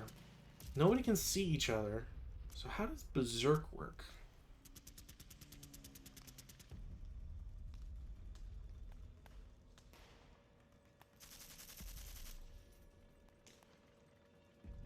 Okay, so essentially I now need to attempt to place to place stuff. Okay. Huh. This leader can attempt to rally and won't, but just barely. And because it rolled under its morale, even though it wasn't successful, it loses DM. Then I guess it doesn't matter because he gains DM because of being adjacent. So, which she doesn't see, but whatever. I'm just gonna play it that they can't. So prep fire phase, I'm gonna have. I think I have to do this. I'm gonna have actually I'm gonna have the crew first attempted. They will get a star shell. This is the best thing that could possibly happen. They're gonna put it on their own hex, and I should have just done a single die, but we'll use the blue, the colored die, which is 2. So it goes to I1. It doesn't count as anything else, so they will also spend their they will also spend their prep fire assembling the MMG. I don't think I have anybody else I really want to prep fire. There's no point. Do I want to prep fire anybody? No, not really. No, I think that's it. So prep fire, that's it. Moving phase, I have 2 berserk guys that have to move. Honestly, I think he can drop the mortar. I don't think he brings it with him. His target, I have 3 targets to choose from, and I'm going to target the mortar because it makes the most sense. Or, you know what? No, I'll target the guy with the LMG. So he goes to J1 for 1. The guy with the LMG is going to shoot at him. It is a down 3, is it? No, it's a down 2, up 1. So just down 1 on 6. So it's a 3-on-6, which is a K2, which happens to be enough, unfortunately. And we'll kill the Berserks. But that is their first fire, which is great, because now I got this other Berserk guy, and he is going to target the mortar. The mortar is, unfortunately, out of range now, and this guy can't shoot, because there's, you know, equidistant or whatever. They'll go into I1. They can shoot again. I should absolutely mark this as... I said 6, it was 12. It would have been dead anyways, but there's 6 there. They will shoot again. This time it is just 3 firepower. Again, down 1. 6 on 3 is a pintash check. They don't take it. The crew... Well, this guy's not final fire. The crew will take a shot. It is a 4 down 1. 6 on 4 is a normal morale check. They are fine. So they are first fired. Oops. I didn't want to do that. I gotta mark this guy's move as well. So this guy's first fired. That is 2 movements. It will take 2 to get up. They have 8, so they're completely fine here. The crew has to shoot again.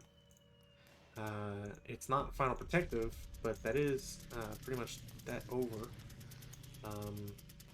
It was tripled halved, so 3, so there's 1 residual. And then I think they have to, yeah, I think they have to go in there. That where they're just considered to pay all of it. I forget. I'll just say they're in there. So those guys are kind of screwed now.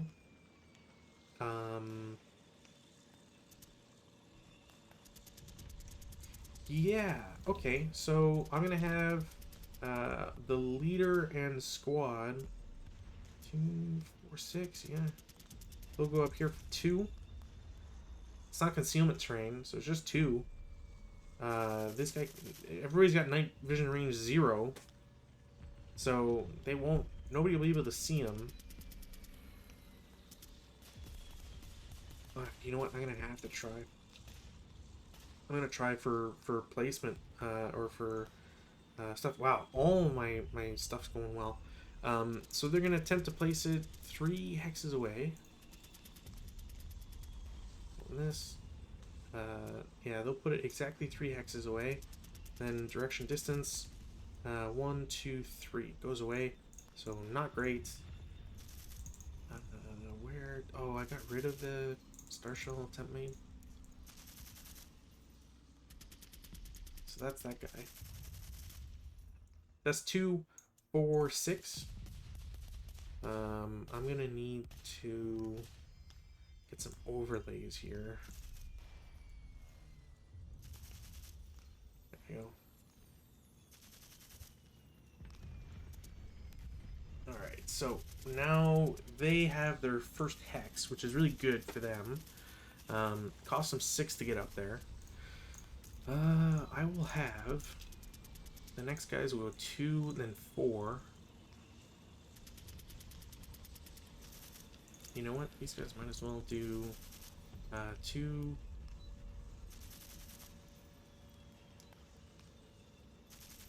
4, 5. Can't go any further.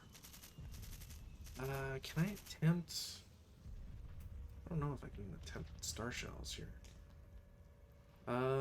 These guys...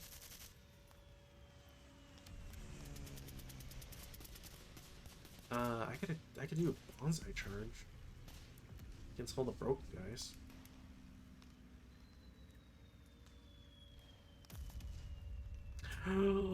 Can I do this? How cheesy would this be? 1, 2, 3, 4, 5, 6, 5, 6. Oh, no way. Okay.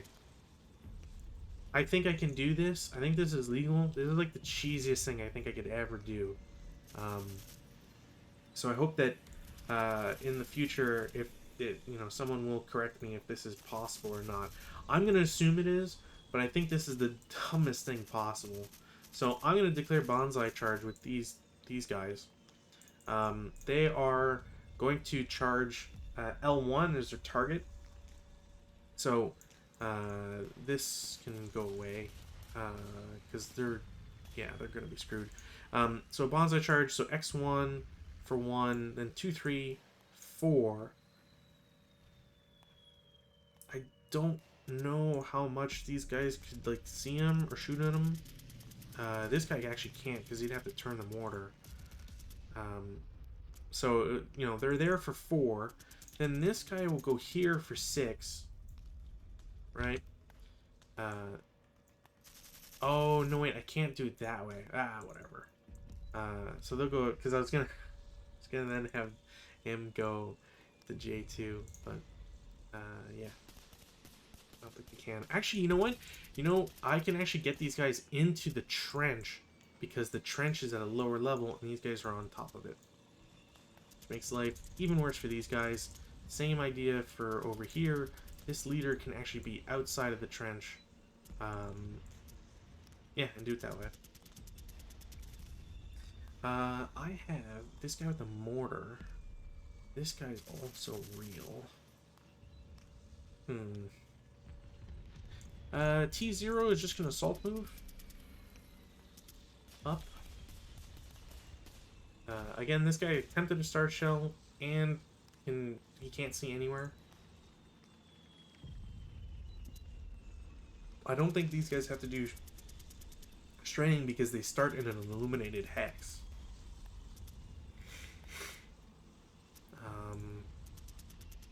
I'm pretty sure they don't have to. Meanwhile, like, these guys could see friendly units, so I don't think they have to, I don't think they have to. Could be wrong on that, but I don't think it's the case. I'm not gonna care about cloaking for this guy. You know, come on. I want this guy to go right, so he's gonna go to T2. I don't even, yeah. Yeah, he should be able to see him. So I think that's a legitimate thing. Once again, a mortar that just does not get anything because they absolutely missed their shot. Yeah, wow. This guy, I believe, would get revealed for that. Those 2, 3, 4. I can get him up this hill. I didn't think anybody in here could see. Maybe? It's not the end of the world. Yeah, I mean... 3, 4, 5, 6. Over here, same idea. 1, 2.5, 4, 5. And then 2, 3.5, 5. Can't go any further. I think it's these guys. Doesn't really matter at this point. I could probably just delete a bunch of them. Because again, it doesn't really matter. There's not much, like, once you reveal some units, I don't think you can really fake out the opponent all that much more. It's really just like sending in dummies against dummies and seeing what does and doesn't stick, as they say. So that's the one I wanted. Defensive fire phase. Take residuals off. This guy would be able to see him. I think we can comfortably take the no move off him.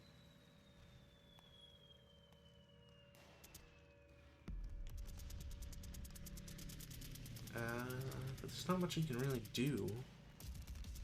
These guys can't shoot, they're already dead. No, I think these guys are all just kind of screwed. Advancing fire phase, none. Routes, I mean...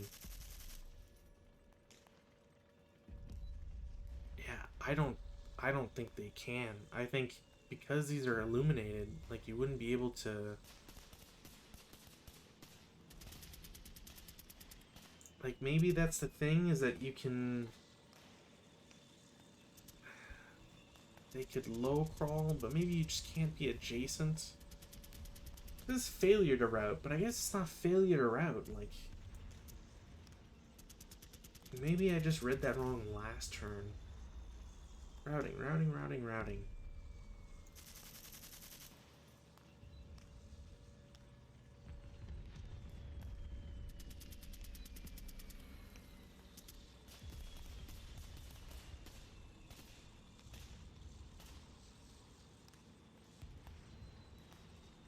Yeah, it still may not route toward a known enemy unit. And I think, like, I just don't think these guys can survive, period. Because they're staying adjacent. I just don't think they can, and this guy is just going to be routing towards somebody no matter what. So I think they're just dead. These bonsais go off. I take this off. I don't think anybody else has to route. I can take out defensive.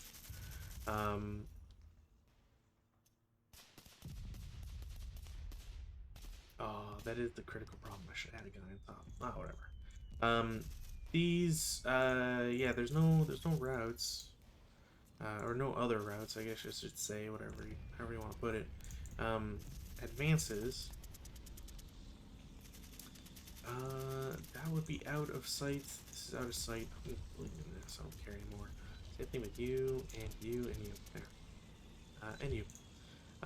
Advances. I want this guy to go against this guy. Because I know they exist. I'm gonna have this get cloned, put there. You're also gonna go. Actually, you know what? You're also getting cloned and going there. Orchards are scrub, but it shouldn't prevent this guy from. Maybe it does. I'll just go there. Maybe it does prevent it because he's already CX'd. But this guy can definitely go up and not suffer any problems. These guys are fine where they are. Mortar guy is fine where he is, or MMG guy is fine where he is. Mortar guy will go up. And I think that was it. I didn't want to move these guys. I moved this guy and this guy. Yeah, I think that's it. CC phase. I got 2. Let's do the Berserk guys first. There's no ambush. It's just a straight hand-to-hand 2-to-1 for the Berserkers. 2-to-1 down 1, which I don't think is gonna... 2-to-1 down 1, that is a casualty reaction, which is lucky. That is a 1-to-2, which won't do it. So very lucky roll here. And that will prevent... Well, that will stop these guys from being Berserk. Again, really lucky here. If it wasn't for the -1, that 10 would have not worked. And then over here, there is an ambush chance. Both are concealed. So again, Japanese are -3 and Russians are -1.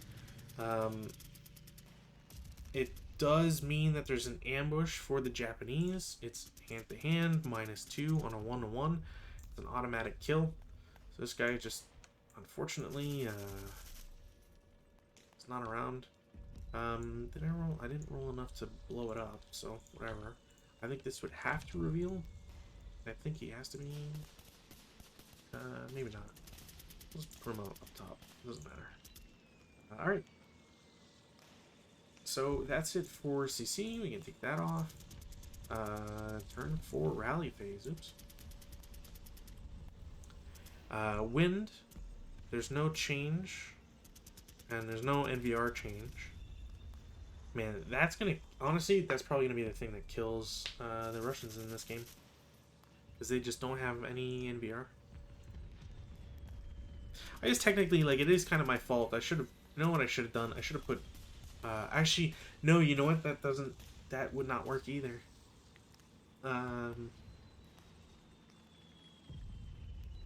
Yeah, I think I'm getting close to calling it, to be honest. And we'll see from there. Is anybody broken? No. Prep fire. This guy with the LMG is going to attempt a star shell. I'm only getting all of my star shells. Okay. He'll place it 1 on top of his hex and then do direction. 3 is over to the mortar. And then he'll take a shot at the guy in K3, which I believe is brush anything? No. So it should just be a 12 up 2, I think. I'm pretty sure it's not an up 1. It'd be a 2 check anyways. Yeah, it'd be a 2 check anyways, so it doesn't really matter at that point. He passes it with flying colors. Sniper does activate.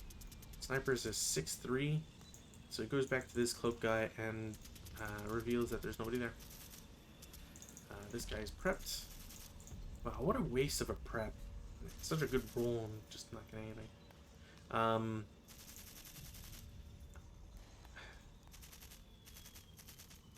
Yeah, I mean, I can try this crew. They attempt a star shell and don't get it. I get one more star shell attempt per the rules. This guy, yeah, you know what? He would have seen. He doesn't have no move anymore. Guess I'll try this leader. Nope, never mind.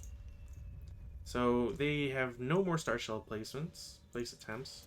So they can't see anything. So they're gonna go into movement. I'm gonna have a guy in H2 is gonna go up for 2 and 3, 4, I think. Yeah, there's not much else you can really do. Nobody's adjacent, so nobody can see him. The 9-1 leader is going to hop, skip, and move over this 1, 2, 6 total. So when that's does the no move, is at any time or is it start of movement? It begins the movement phase with it. Man, that's oof. Yeah, I don't think I can do anything anymore. I think I'm just going to lose. This guy will go here. Yeah, for 6. Try and get these tanks to move. I don't think it's honestly. I don't think it's gonna do anything. They'd have to. They have to stray. He's elite, but they're all lax, aren't they? Yeah, Russians. Majority, yeah, Russians is lax. Is there anything for straying about? I think I'm getting too tired here. I might just end up calling it. Yeah, it doesn't even say. It's just it just a lax unit or stack. So this leader could have been lax or would be lax. So then he goes in. Yeah, 3. So he would have been here, then strays. So 1, 2, 3, right? Yeah, 3. So he goes here for 1, 2, 3, 4, 5, 6. And then the same idea for this guy. He strays. And then his direction is 1. So here, he'll end up here, where I originally wanted. Okay.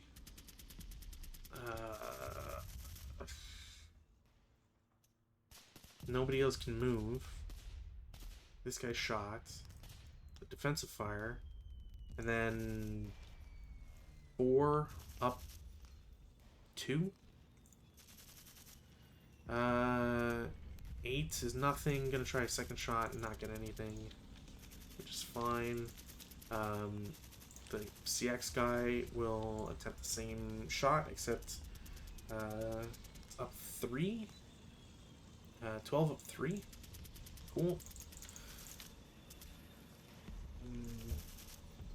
Alright, well, I might as well try 16 up 2. What is with this? Pretty sure it's not a result. yeah, I don't really have anything else I care to do, to be honest. Advanced fire phase, none. Routes, no. Preps. I can take, actually, I need to keep that on. There's no routes. Advances, I mean, honestly, I might as well just do this. That'll probably CX them as well, so everybody's CX'd. But I might as well just try to go out in some blaze of glory. This leader's gonna go into the crag because he needs some safety. Not that it's gonna help him, but he needs some safety. So, CC phase, I've got a 1-to-1, both sides, not hand-to-hand, because it's the Russians initiating it. And then it's flat because they're both CX. It's a 1-to-1, so the Russians died. And it was a 1 on that, so yeah. That CX does not go away. Thank you.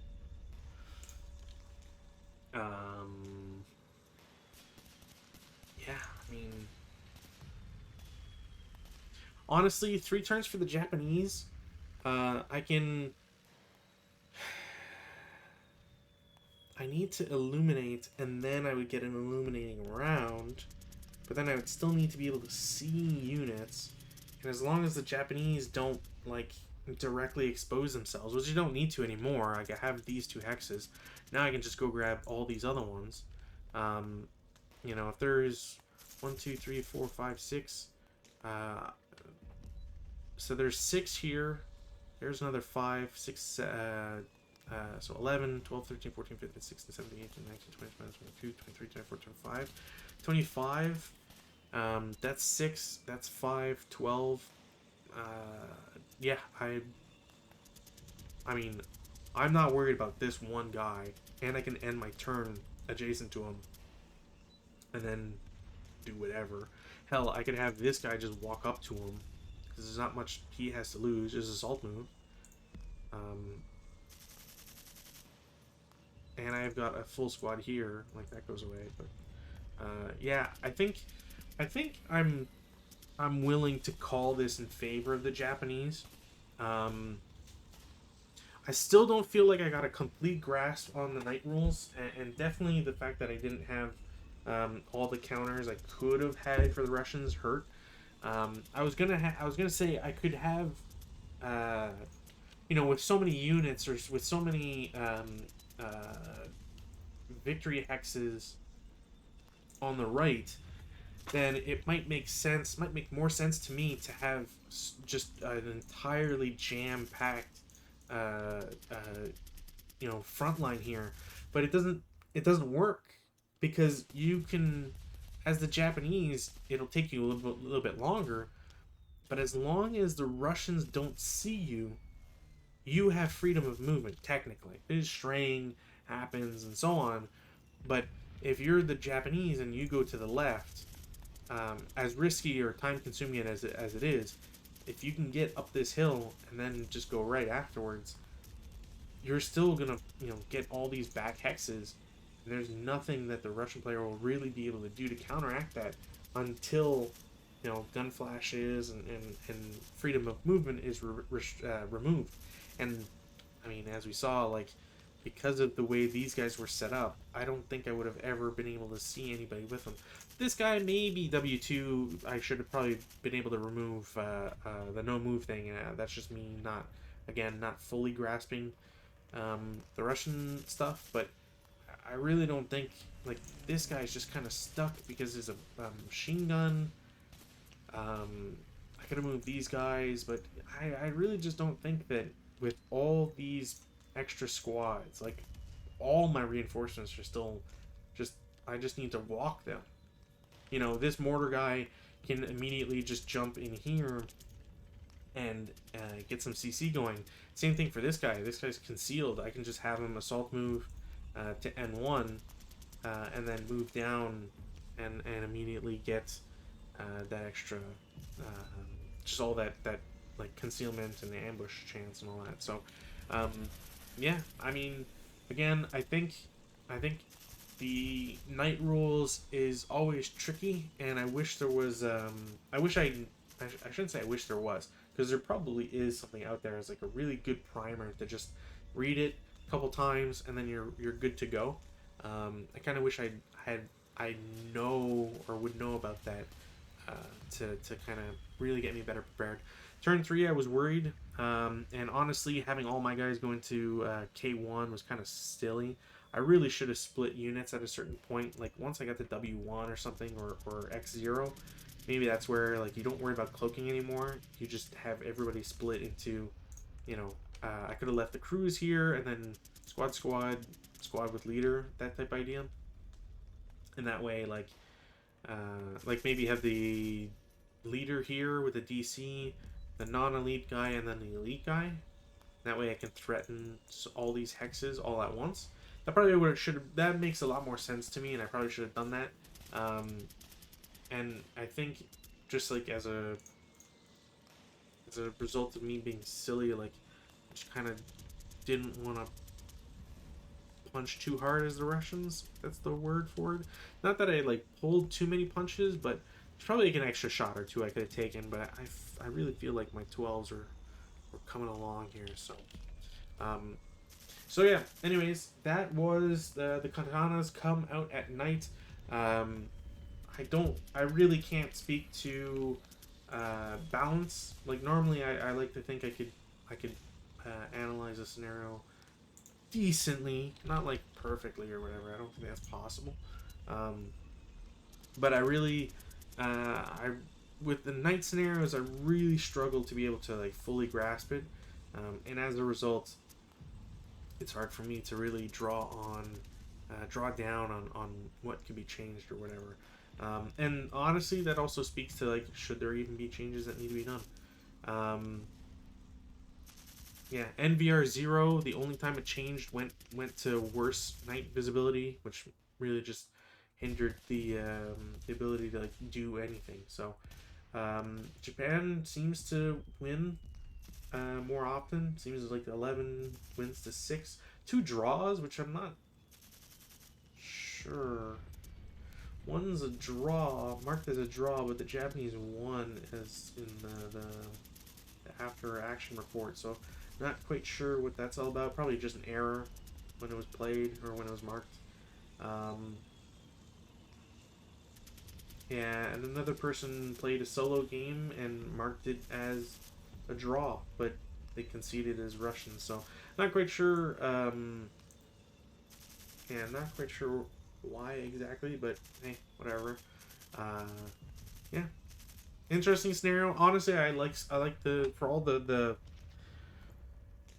density of rules that you have to learn with Knight and sort of unlearn with all the other stuff. I do really appreciate Knight scenarios, and I definitely want to. I'm eager for more, even if it's just a couple turns where you use night vision, night visibility range, and all that. It's just a lot of fun. So with all that said and done, thank you for watching. As always, thank you for the comments and the kind words. I hope to see everybody on Saturday, and we will to get another scenario done with Rudin. So until then, have a good night.